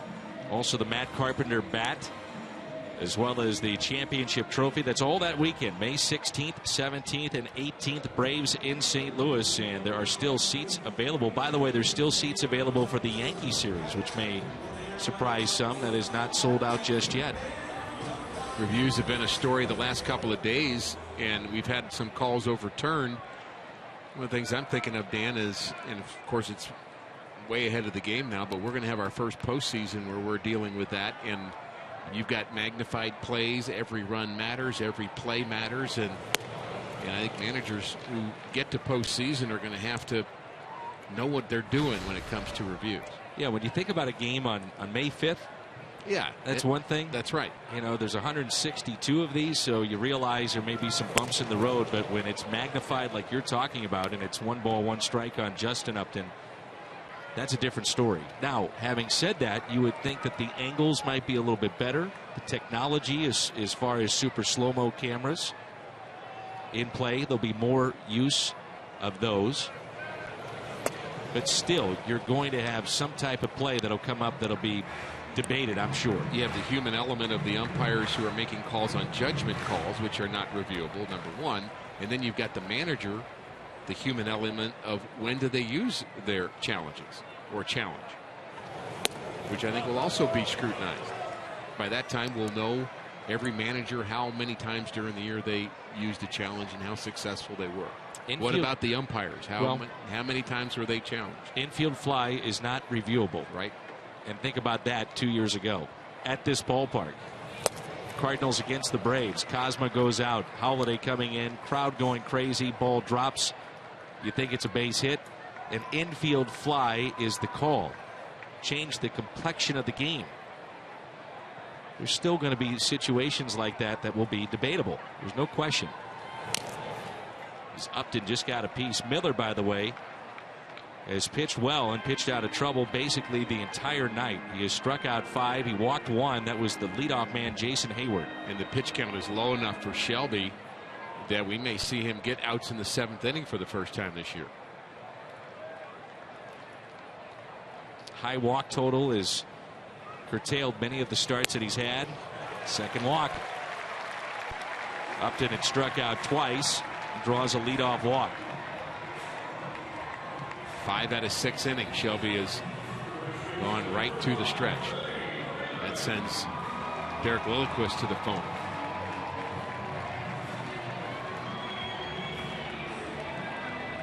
One thing you're hoping anytime you face the Braves is that you do not have to face Mr. Kimbrel.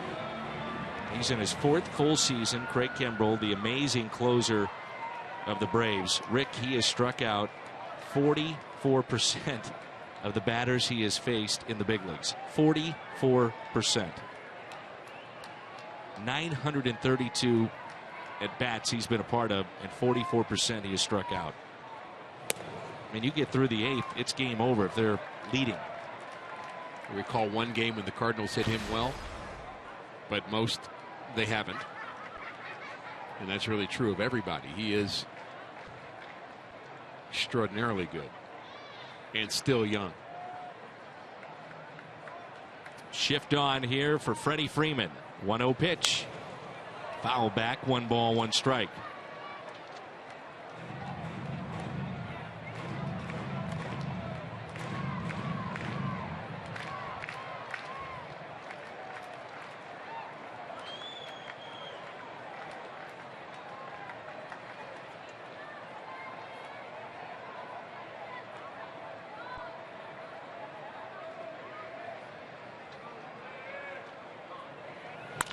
Ground ball and a fair ball.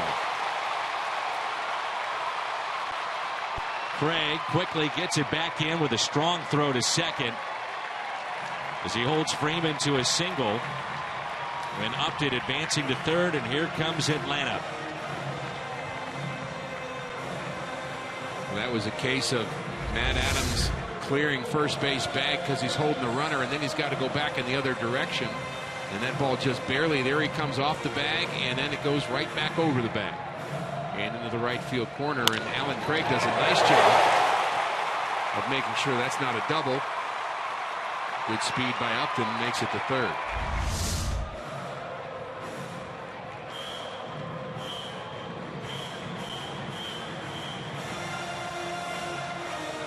With the young pitcher, I'm sure Mike Matheny, Derek Lillick was saying, hey, get somebody up in case this quickly unravels for Shelby Miller, which, remember last week for Michael Wacha against Milwaukee, that happened.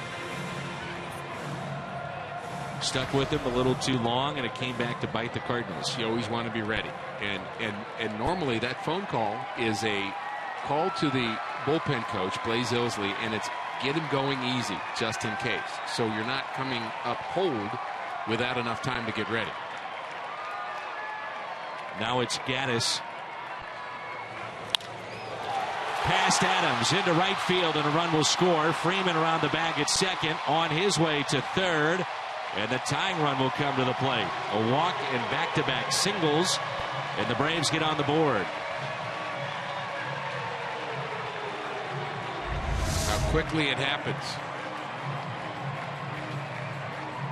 Adams again bouncing off the bag, and this one hit to his right. Both balls hit hard. And that's going to be it for Shelby Miller. Looked like he was going to get through this inning, maybe to the next, but things have fallen apart here for Shelby in the 6th inning, but he's still on the positive side, Dan, of this ball game.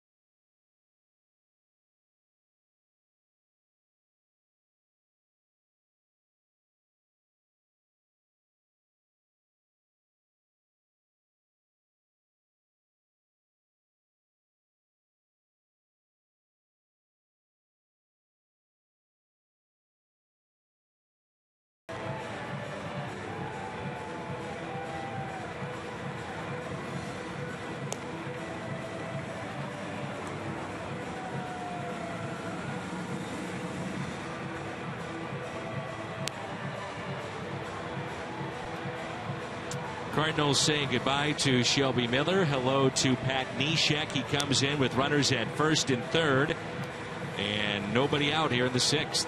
Neshek really has taken the role that Seth Maness had a year ago. He's our Chevy call to the bullpen. 15 games. He's the guy that kind of comes in with a jam and tries to shut the door a bit. And I think Shelby Miller may be a bit surprised by how things turned here in this 6th inning. Really has had a nice outing, but going to need some help the rest of the way from his bullpen. And I think part of the reason Mike Matheny took him out, Dan, is the at-bat that B.J. Upton had against Shelby last time, where he got under a ball and skied it to center field, but it was very nearly much worse than that. With a couple runners aboard, one swing of the bat, and it's a tie game. Yeah, that was deep left center, tracked down by Peter BOURJOS.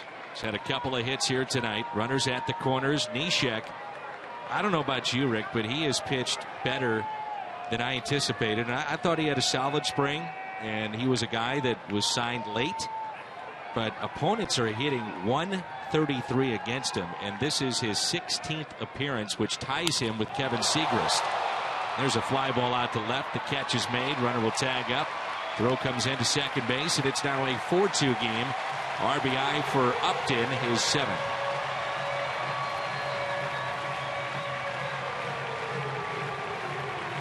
That was a loud out by Upton.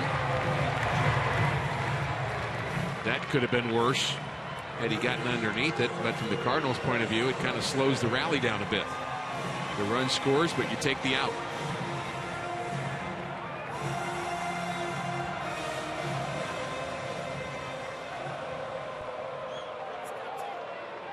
Chris Johnson is flied to right and grounded into a 6-3 double play. He signed a 3-year extension, also an option through 2018 potentially, did Johnson, after he finished second in the batting race last year. Hit .321. Michael Kadire won the batting title at .331.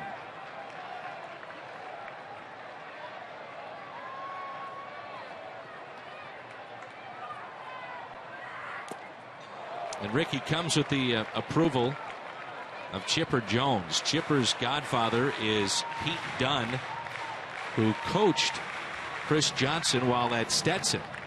And the Braves saw him a lot, Johnson, when he was with Houston, spring training. And some felt, okay, this could be the throw-in of this deal that brought Upton to the Atlanta Braves. And lo and behold, Johnson is the replacement for Chipper Jones and really played well a year ago. With Houston, he was either really, really good or really, really bad.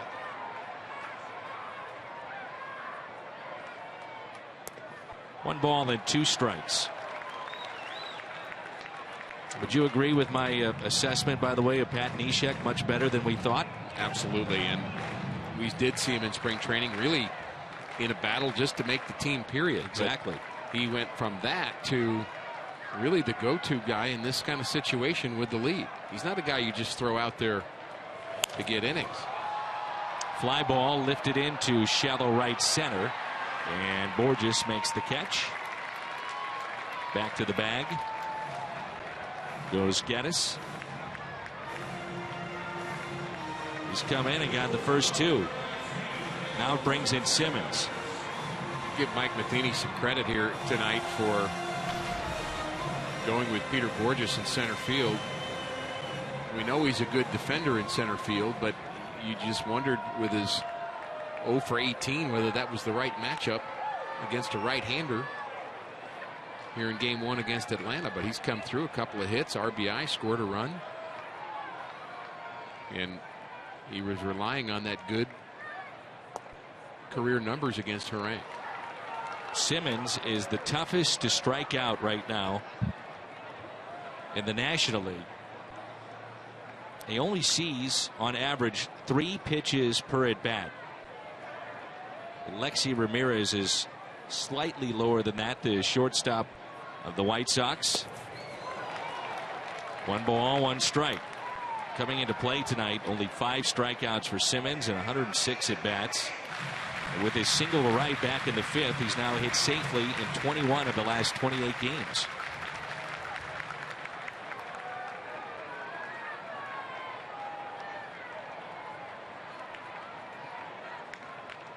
No balls and 2 strikes.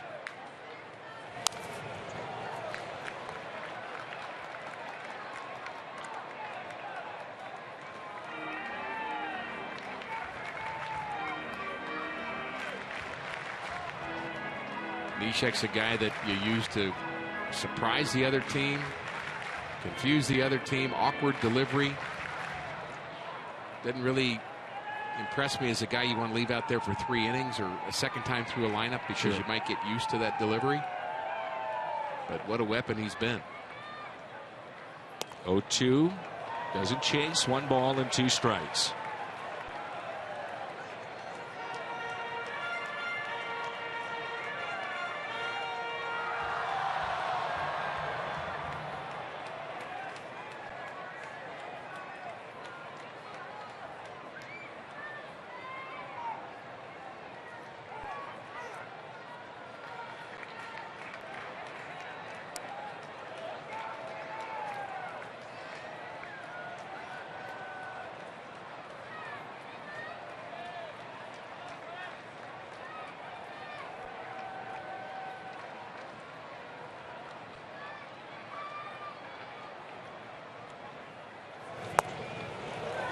2-2.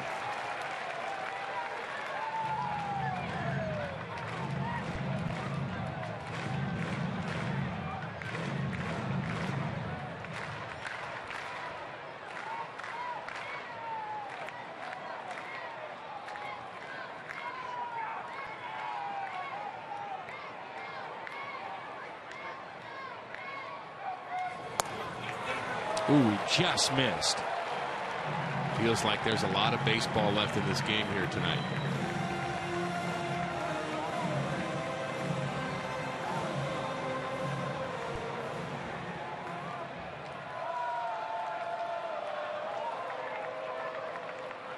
Sometimes you just can't watch.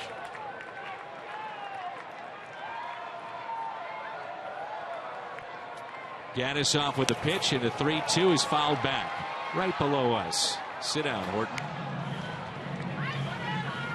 Just missed it. Sit down, Ricky.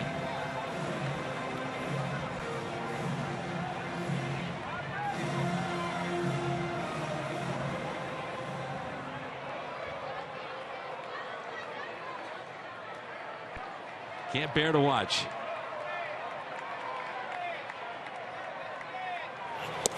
Got him, and a strikeout. Nice work, Pat Neshek. He comes in and gets 1, 2, 3. And gets out of the jam and sends us to the 7th. It's 4-2.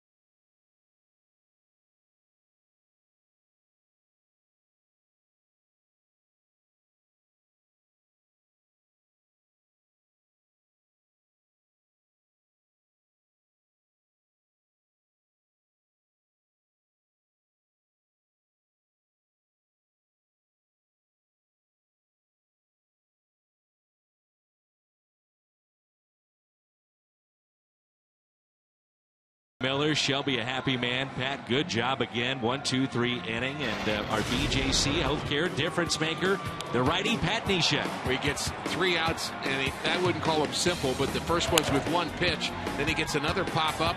So that's 2 outs for Neshek, and then he ends up getting the strikeout on the sinker down and in.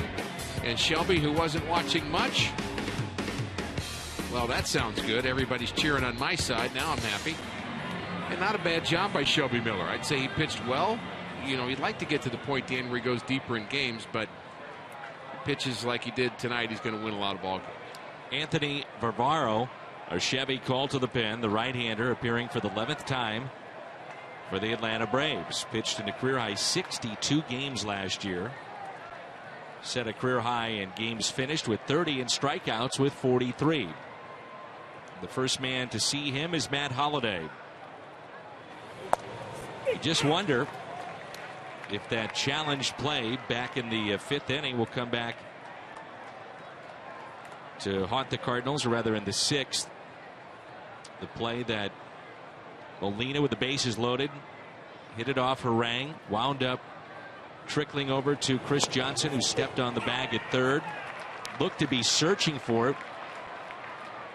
Eventually did find the bag, but was it in time? Must have been a replay that was very conclusive to show that it was, and that really took a hit away from Molina, number one, but it also took a run away from the Cardinals, and they would have had bases loaded for Matt Holliday. Harang probably would have been out. And Harang, by the way, fortunate that that ball didn't go up the middle to begin with. Absolutely. Then you're talking about a 6-0 lead, and instead a change of fortunes here. Run taken off the board, and it's now a 4-2 game.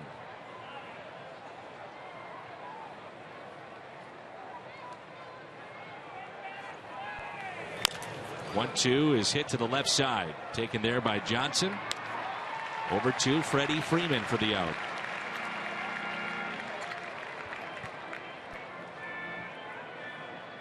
It's the kind of game when your starter doesn't go deep into the game like Miller has.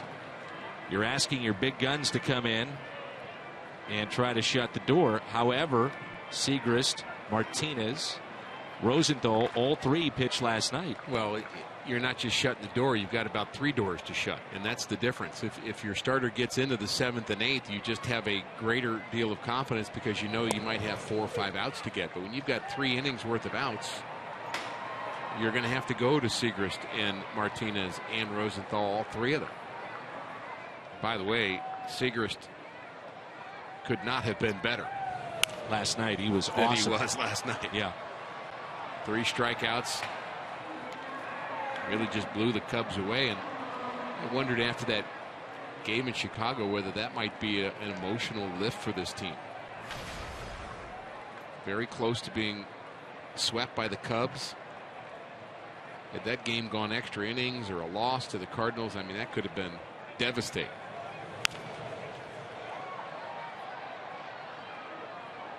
Unfortunate way to start any road trip with a couple losses, but to do it when you have Wainwright game 1, Walker game 2 adds to it. So you win that 3rd game and you get a happy flight. And you arrive at 4 a.m. Happy and a sleepy flight. Yeah. And Adams apparently went and a strikeout. Tough night for Matt 0 for 4 with 3 Ks. It's a 3rd time that he's struck out Rick with a breaking ball from a right-hander. Going to get a steady diet of those the rest of the series, I would guess. Cardinals are going to have to face a left-hander in this series, and they're just 2-5 against left-handers in the early going. That's Mike Minor. That's on Wednesday. Gavin Floyd will make his debut in the 2014 season, and that's tomorrow night. Cardinals collectively as a team hitting .202 against left-handed pitching coming into play tonight. Another aspect of adding Ellis and Peralta and BOURJOS, you thought the idea was they'd be in the lineup every day, and against lefties they'd help neutralize what was an issue a year ago. And it just, and we've said it a lot, it just doesn't make a lot of sense to see this team struggle against left-handed pitching with the type of right-handed bats at Mike Matheny's disposal. As he has said many times, a mystery a year ago.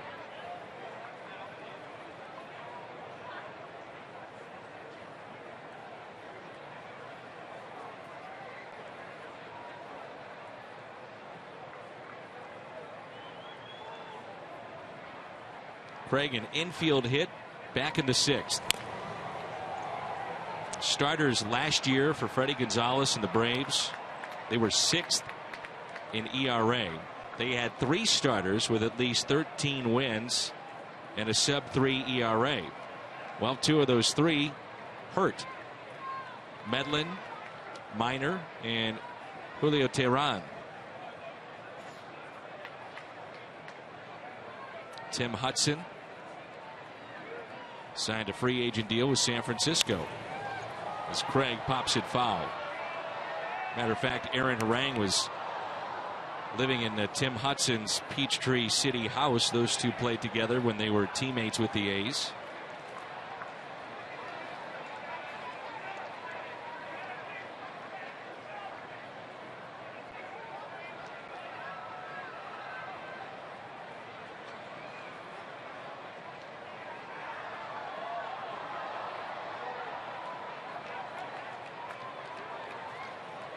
The 1-2.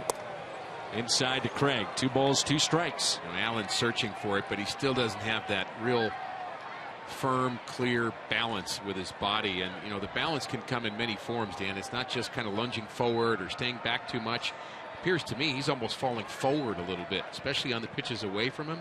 And, you know, it's a very small difference, but, and you know he'll get it.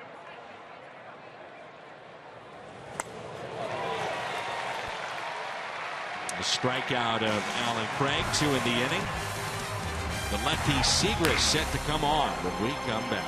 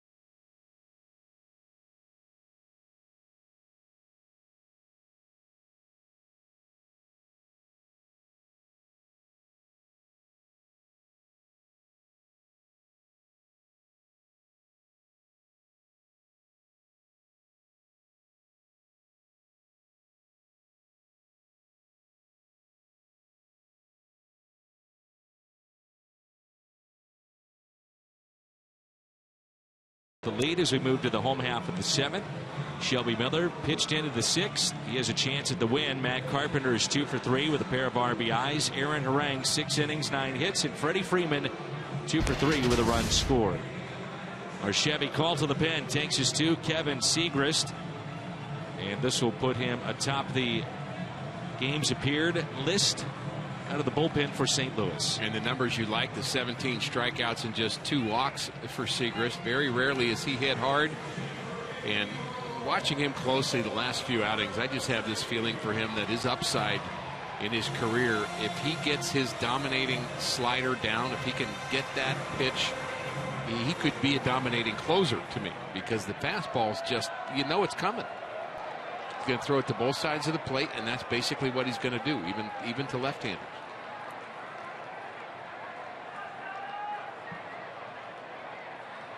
You know it's coming, but you still can't hit it. Tyler Pasternicki. Remember, Pasternicki was the starter at shortstop for the Braves in front of Simmons. Right. We heard at the time, wait till you see this kid Simmons. He's pretty good too. And you're Pasternicki. Another bat that they have on their bench is Dan Uggla, but he's been striking out so much. This is one of the shakeups for Freddie Gonzalez in his lineup tonight. Uggla sits, and the pitcher batting 8th. This is old-fashioned hardball right now with Kevin Segrist. No mystery yet. 95. The mystery is it going to be inside or away? He likes to ride that fastball up and away to right-handed batters, and they just cannot lay off. See if he goes away. There it is, and a strikeout of Pasternicki, and that's how we start the home half of the 7th.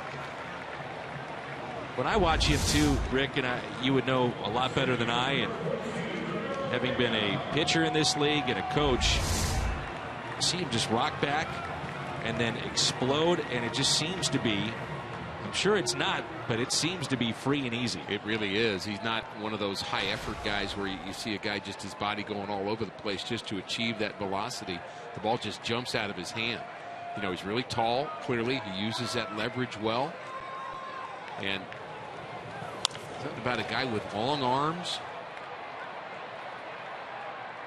and the ability to generate arm speed. That's where you get velocity from, arm speed. Hitters get it from bat speed, not biceps. Bat speed. Biceps help. But ultimately, the way you get speed in this game is through arm speed and bat speed.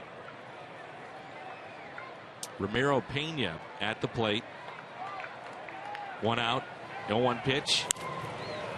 I don't know if you ever went to the cage when Barry Bonds, you can all draw your conclusions as to how big he got, but regardless of that, the fastest bat I have ever seen, and it's not even close, was Barry Bonds. That's why the game got so easy for him, because he could, it didn't matter how hard you were throwing, he could have a late swing and still adjust quickly, and he saw the ball well enough. You really weren't going to throw it by him. Here's a fly ball out to deep left field, and this ball is gone. A home run on an 0-2 pitch. Of all people, Ramiro Pena. It's now 4-3. He almost knocked one out back in the 3rd inning. Pretty good power for a 9th place hitter. I'd say double and a home run. 5 career major league home runs going into this season. 2 years with the Yankees, a year ago with Atlanta. Just 3 home runs last season, and that 0-2 pitch way too much of the plate, and you could tell from the reaction of Kevin Seagrass that the location is not what he wanted. A slider and a strike to Jason Hayward, who was walked, struck out, and lined out.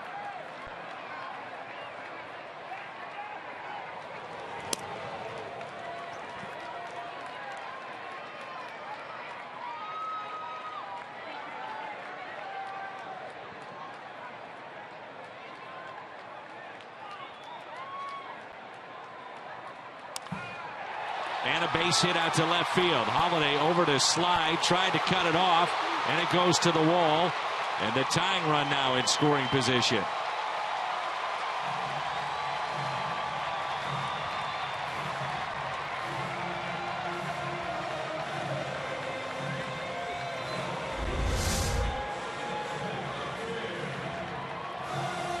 Takes it the other way. Good bat speed. Holliday tries to run it down.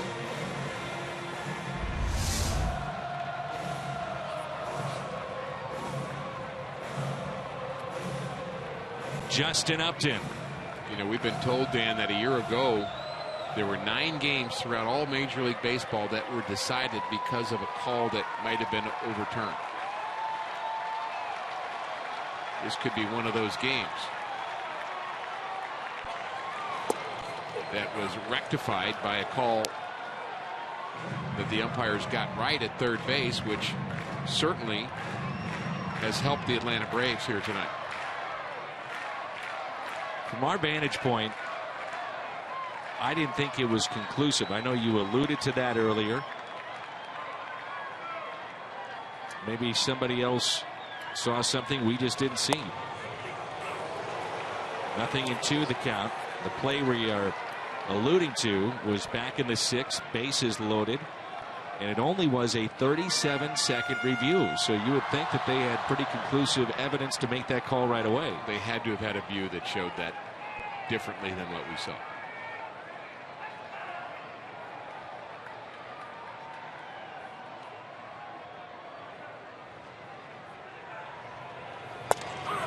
And a strikeout of Justin Upton. He strikes out for the 3rd time tonight.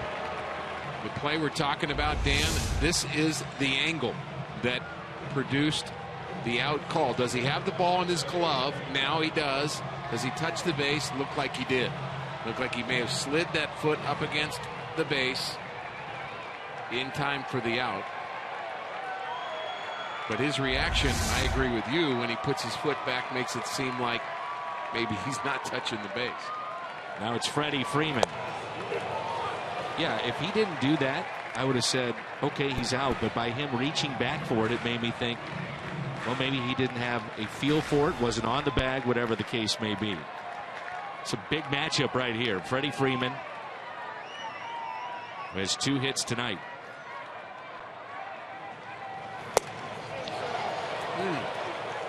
Good spot there.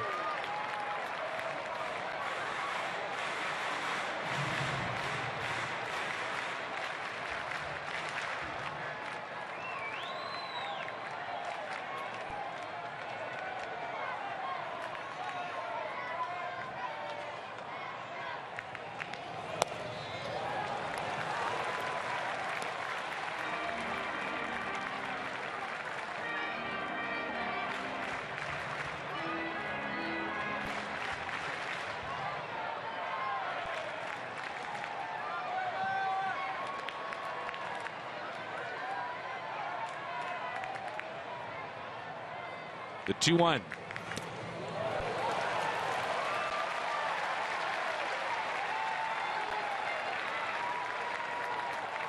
Feel like I could count on one hand the number of times that I've seen Kevin Segrist have to throw pitches under any kind of stress. It just seems so easy for him.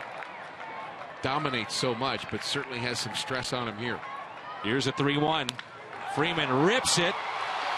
Knocked down by Adams, race to the bag, and Segrist is there. Adams was playing near the line and thankfully was able to stay with that ground ball.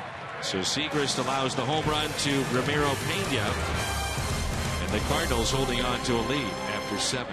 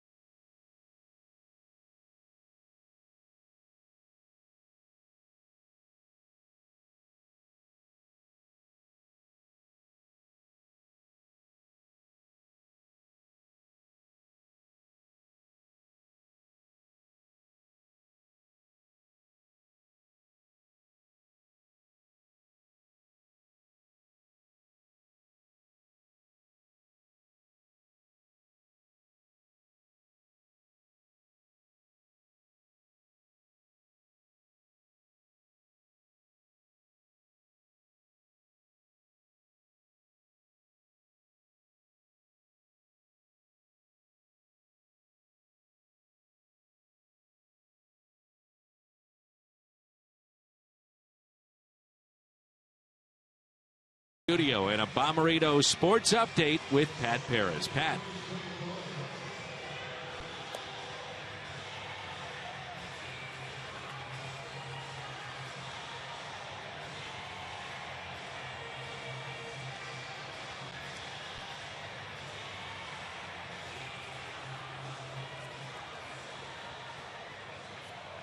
All right, guys, looking forward to the post-game show as David Carpenter comes in, and this is our Chevy call to the pen.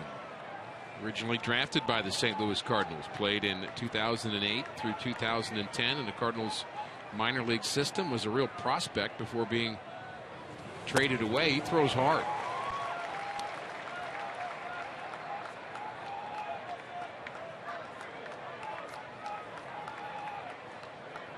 been quite a career in the professional game for David Carpenter. Switch positions now on the mound, as he'll get Johnny Peralta. Peralta tonight with a pair of hits. Carpenter finished up 2012 with the Blue Jays. Then he comes to Atlanta in an odd way. The Red Sox needed to compensate the Blue Jays for hiring John Farrell, so they sent Mike Aviles. But managers can't be directly traded for managers, so the Blue Jays had to send a player to the Red Sox. That player was Carpenter. He gets designated for assignment, claimed by Atlanta. All of a sudden he throws up a 1.78 ERA in 56 games. Look at that ball just explode up and in on Johnny Peralta.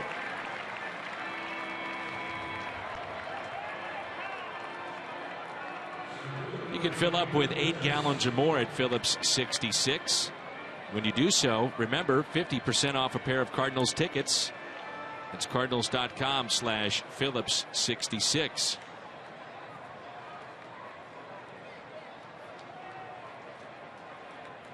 Managers can't get traded for managers, you say? That's right.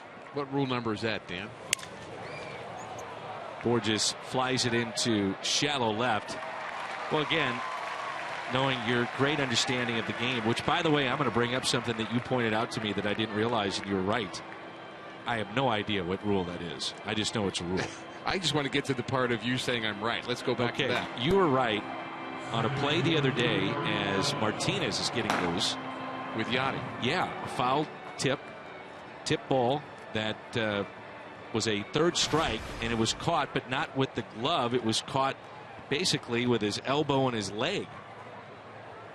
And the rule is, on a foul tip, third strike, you have to it has to be bat to glove. It can't be trapped against your body. It has to be glove only. And everybody on the field, 4 umpires, everybody in a Cub uniform missed it. Molina, I don't think was selling it as much as he was just in pain. Threw the ball down the third base and nobody questioned it. I don't know how the Cub review team saw that play and didn't ask for the umpires to look at it. 0-2 the count. It was clearly a foul tip, and Yachty trapped it between his thigh and his arm, and then just. So we're saying trapping it too. It was his throwing side, so it wasn't even near the glove. And you pointed that out right away. I, of course, agreed with you, as I always do. As you should, yeah. I had no idea what you were talking about. Then you said, look at this replay. And because initially I just thought he caught it with the glove or however but it seemed to be a normal play in the way that he just went about his business. One of those things you see once or twice in baseball and you just don't forget it. And I remember in a minor league game, Mark Salas was catching and he trapped a third strike against his body and just kind of wedged it against his body, and they said it wasn't a third strike, and everybody thought, why not? Right. So you learn the rule, and away you go. And away you go. But you're right. No one pointed that out. That pitch taken a little bit high, 2-2. The hitter didn't say anything. He knew he foul tipped it.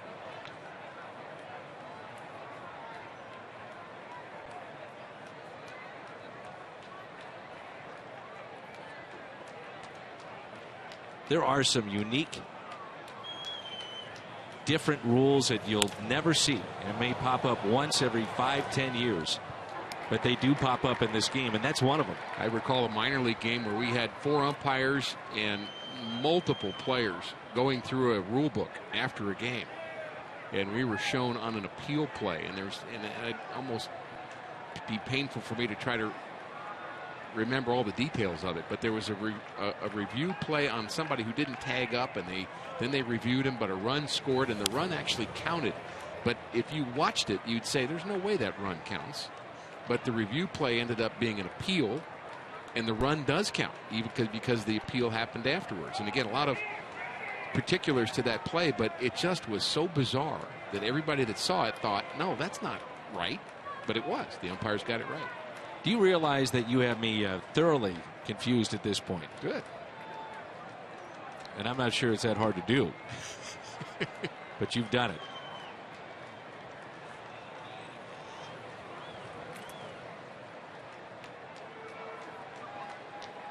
Saw a play the other day, the hidden ball trick, and they said, well, technically you aren't in the vicinity of the mound, which is the rule to the hidden ball trick. You need to be near the mound. You don't have to be on the rubber, on the mound or the vicinity of that area. Correct. So the dirt cut out of the mound and from the grass, and there was the hidden ball trick, and most people have said, well, no, you got to be on the rubber. Nope, not necessarily. On the dirt. Right.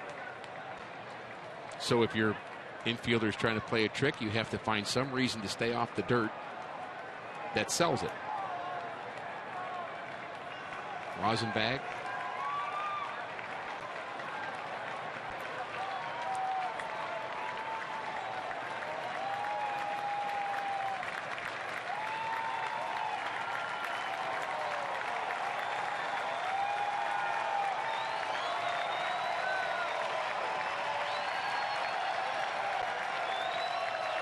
Three-two. Hit out of play.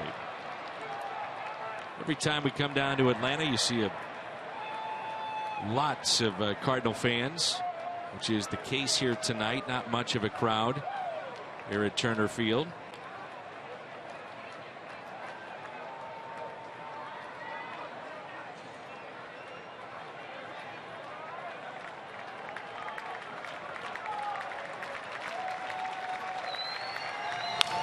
And the 3-2 is chopped, and it's a fair ball. Johnson, long throw, the stretch by Freddie Freeman.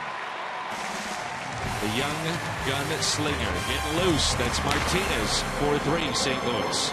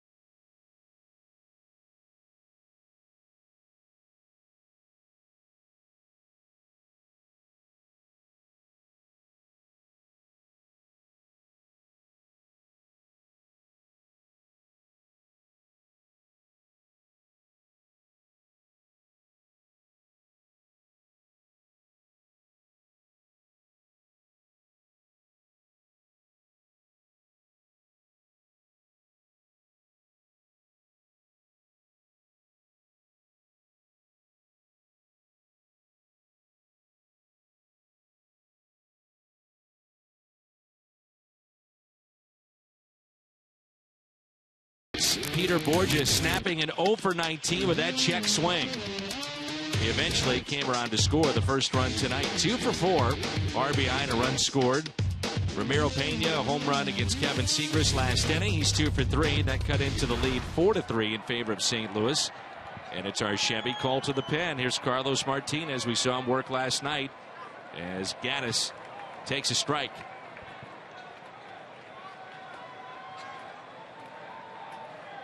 Cardinals coming at the Braves with some young arms tonight. Miller,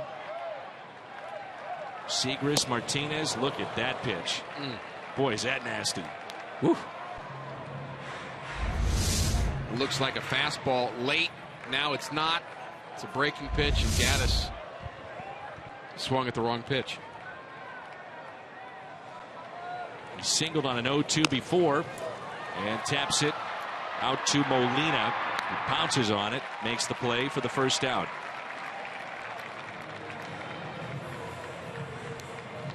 Last night we saw a ball that got through Yadier Molina. 99 out of 100 times he makes the play, blocks it, keeps it in front. It was charged a wild pitch. Molina later said, I've got to make that play, and he atoned for that misplay, if you will, with a base hit that scored 2 to help win the game for St. Louis. Now it's B.J. Upton. Like the way Yadi took responsibility for that. I think wild pitch was probably the right call, but Yadi still said, I've got to make that play. That's really what you want your teammates to say. Such a young team. They do look to Molina, Holliday, guys that do lead by example. Here's a 2-0 pitch. The fly ball lifted into right. And the catch is made on the track by Craig for out number 2. This copyrighted telecast is presented by the authority of the St. Louis Cardinals. It may not be reproduced or retransmitted in any form, and the accounts and descriptions of this game may not be disseminated without the express written consent of the St. Louis Cardinals. Here's Chris Johnson. He's flied to right, flied to center, bounced into a double play.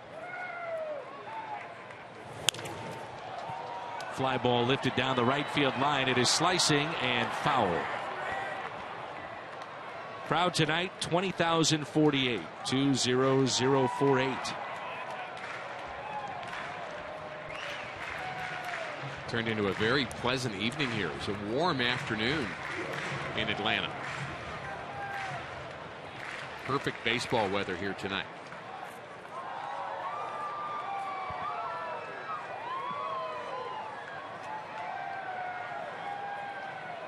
The 0-1.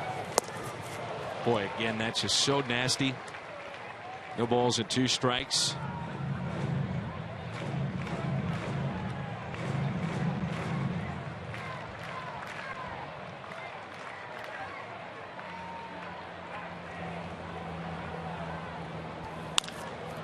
High chopper to third. Nice work.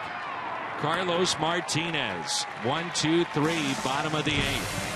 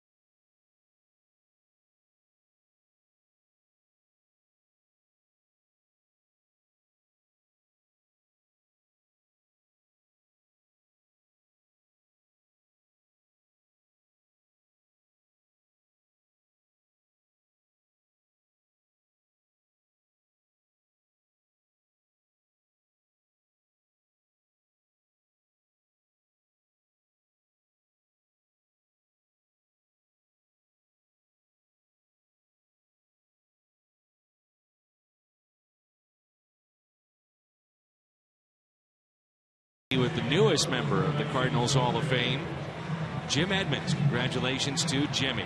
Most exciting players to ever wear the birds on the back.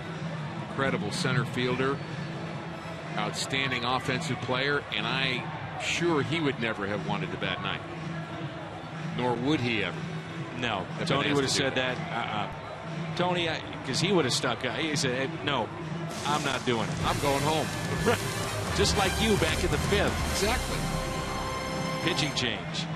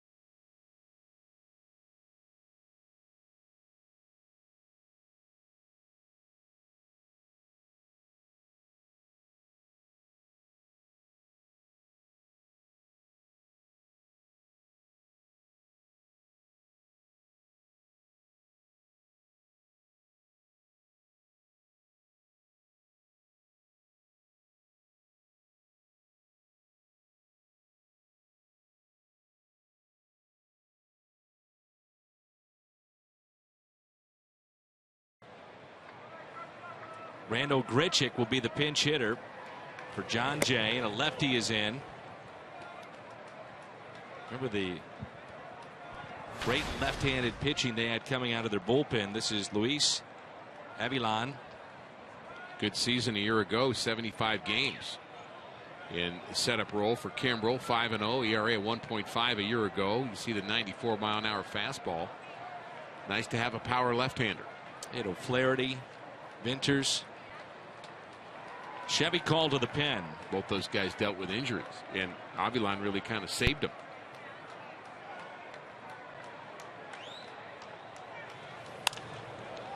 On a play off the bat of Grichuk. Picked up his first extra base hit in the game last night in Chicago. One thing about watching Randall Grichuk, hitting may take some time. He's still a very young player, but he seems to be very comfortable defensively. Hits it sharply to third. Andy runs well. And the ball just jumps off his bat, doesn't it? Sure does. Even that was a good example of a hard hit ball.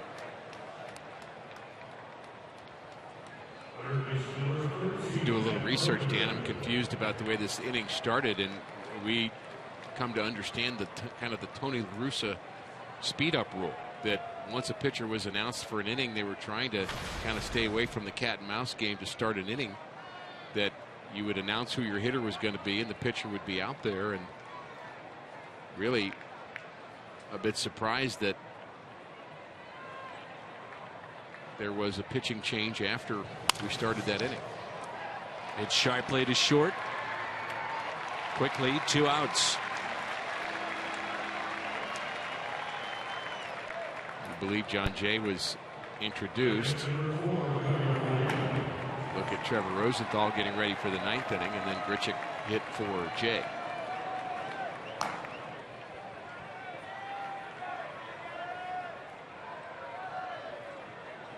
So here's Yadier Molina.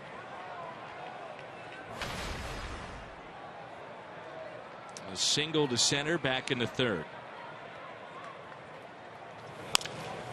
Boy, quick inning here for the lefty. Rosenthal coming on when we come back, and the Cardinals clinging to a 1-run lead here in the ninth.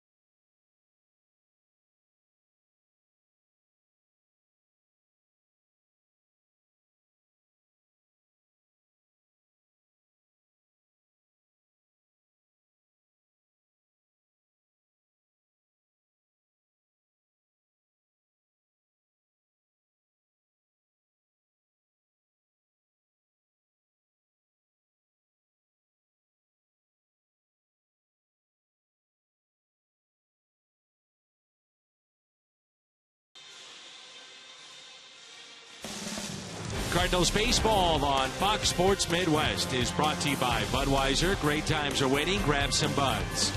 And by Ford, the official cars and trucks of the St. Louis Cardinals. Beautiful night here in Atlanta, Georgia. 4-3 St. Louis. As Trevor Rosenthal comes on to hopefully finish this off for St. Louis. It's our Chevy call to the pen. He is 8 for 8 in save opportunities. Picked up number 8 last night. Did give up a run in one inning against the Cubbies. What we saw with Trevor's last time out is the ball got down in the strike zone. It seemed to be pounding the bottom part of the zone, and never easy these last 3 outs.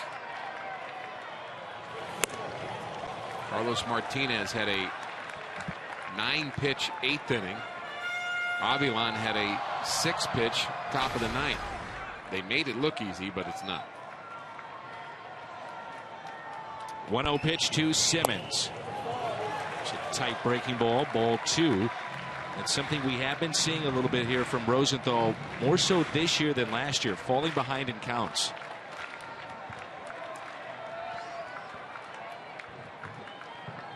The 2-0.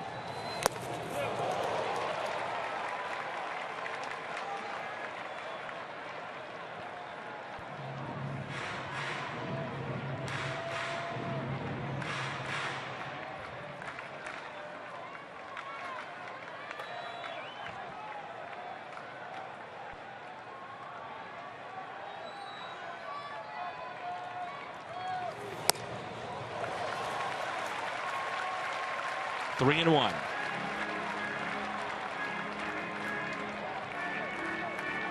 Rosenthal, 19 strikeouts at 7th in the National League in 13 1/3 innings. 152 last year. Base hit into right center. BOURJOS over to get it. Simmons takes the turn at first, and the tying run is on. Potential winning run will come to the plate.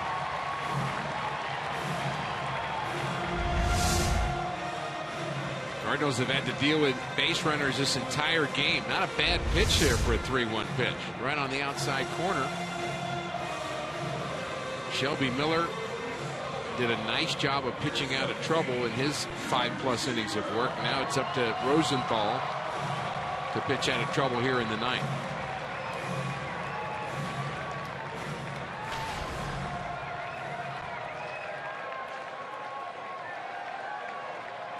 Nine hits aside. Here's Jordan Schaefer. 2 for 7 as a pinch hitter. He's reached base safely in each of his last 3 pinch hitting appearances. A walk and a pair of singles. He was considered one of their top prospects a few years ago. Bounced from a few organizations and now back to the Atlanta Braves. He's 27 years old. Braves did have Ryan Doumit on deck. They pulled him back after the leadoff hit by Simmons. Schaefer to bunt, gets it down. Carpenter will throw to first and makes the play. Yadier Molina had to alertly go to third base because as Rosenthal and Carpenter were trying to determine who was going to catch that ball, there was nobody at third until Molina hustled down there.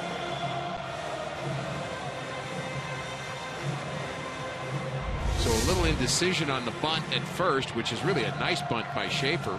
Who's got it? Well, you take it. Peralta has to cover second. Ellis is on his way to first. Everybody kind of looking in that direction, but Molina just kept going, which he should do to cover third base.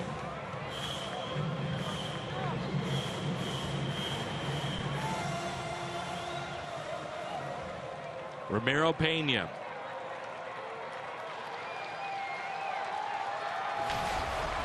And Pena with a double tonight and a home run. Tying run, good speed. Simmons, he's at second base. 4-3 St. Louis here in the ninth. First pitch popped up and out of play. Braves are trying to avoid what would be their 7th consecutive loss. Cardinals trying to win their 2nd straight. That Pena pegged as a slap hitter, looking at his career numbers, but he's been doing a little more than slapping.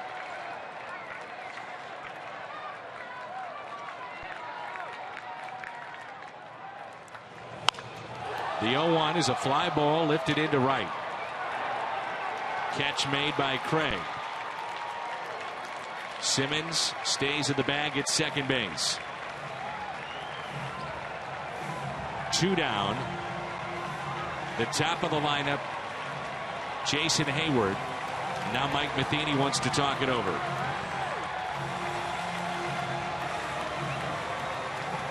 That looked like a little harmless fly ball to right field, but he didn't miss that by much. His timing was off a little bit on that swing. Now Mike Matheny, I think, wants to make sure, are we pitching to Heyward here or are we pitching to Justin Upton? Upton struck out 3 times today. Upton has more power potential, but he's right-handed. Heyward doubled his last time into the left field corner. Pick your poison.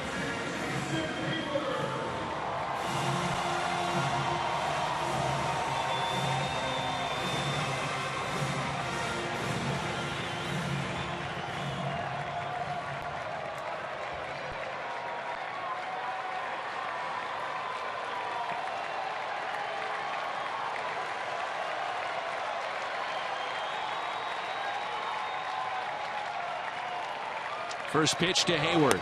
Up and in.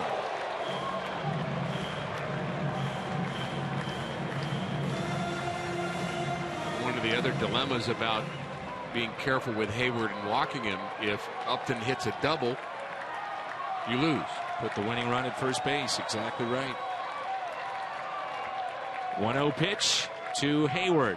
Tying run at second base. Here it comes. 2 balls and no strikes. You wonder now if falling behind, if Heyward would even see anything to hit.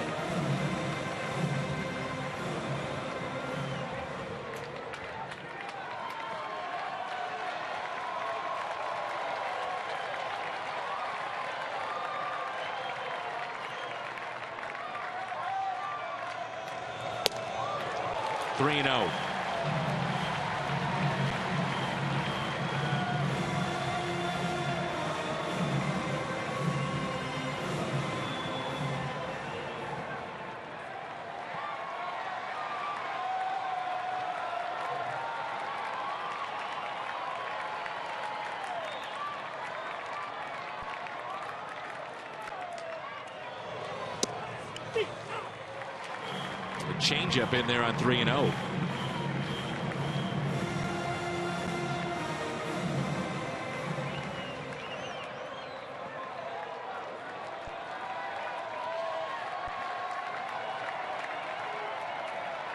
Three-one pitch on its way.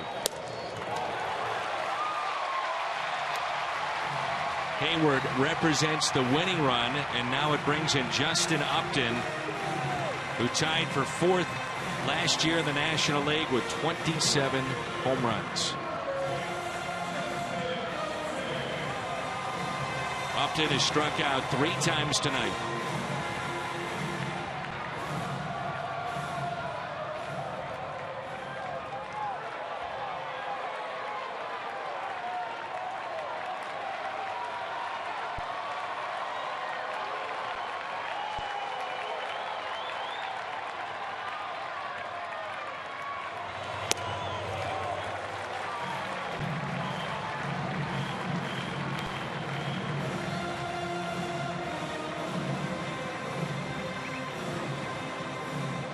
Outfield deep straightaway.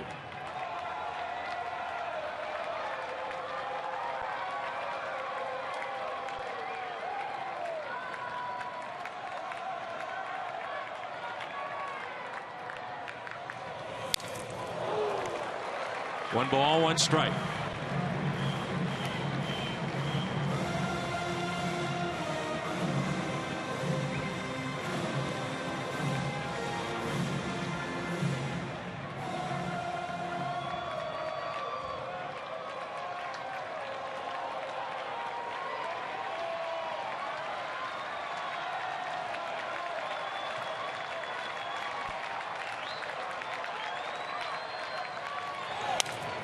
One and two. Braves down to their final strike. You think a closer is an important guy in your ball club? You bet he is.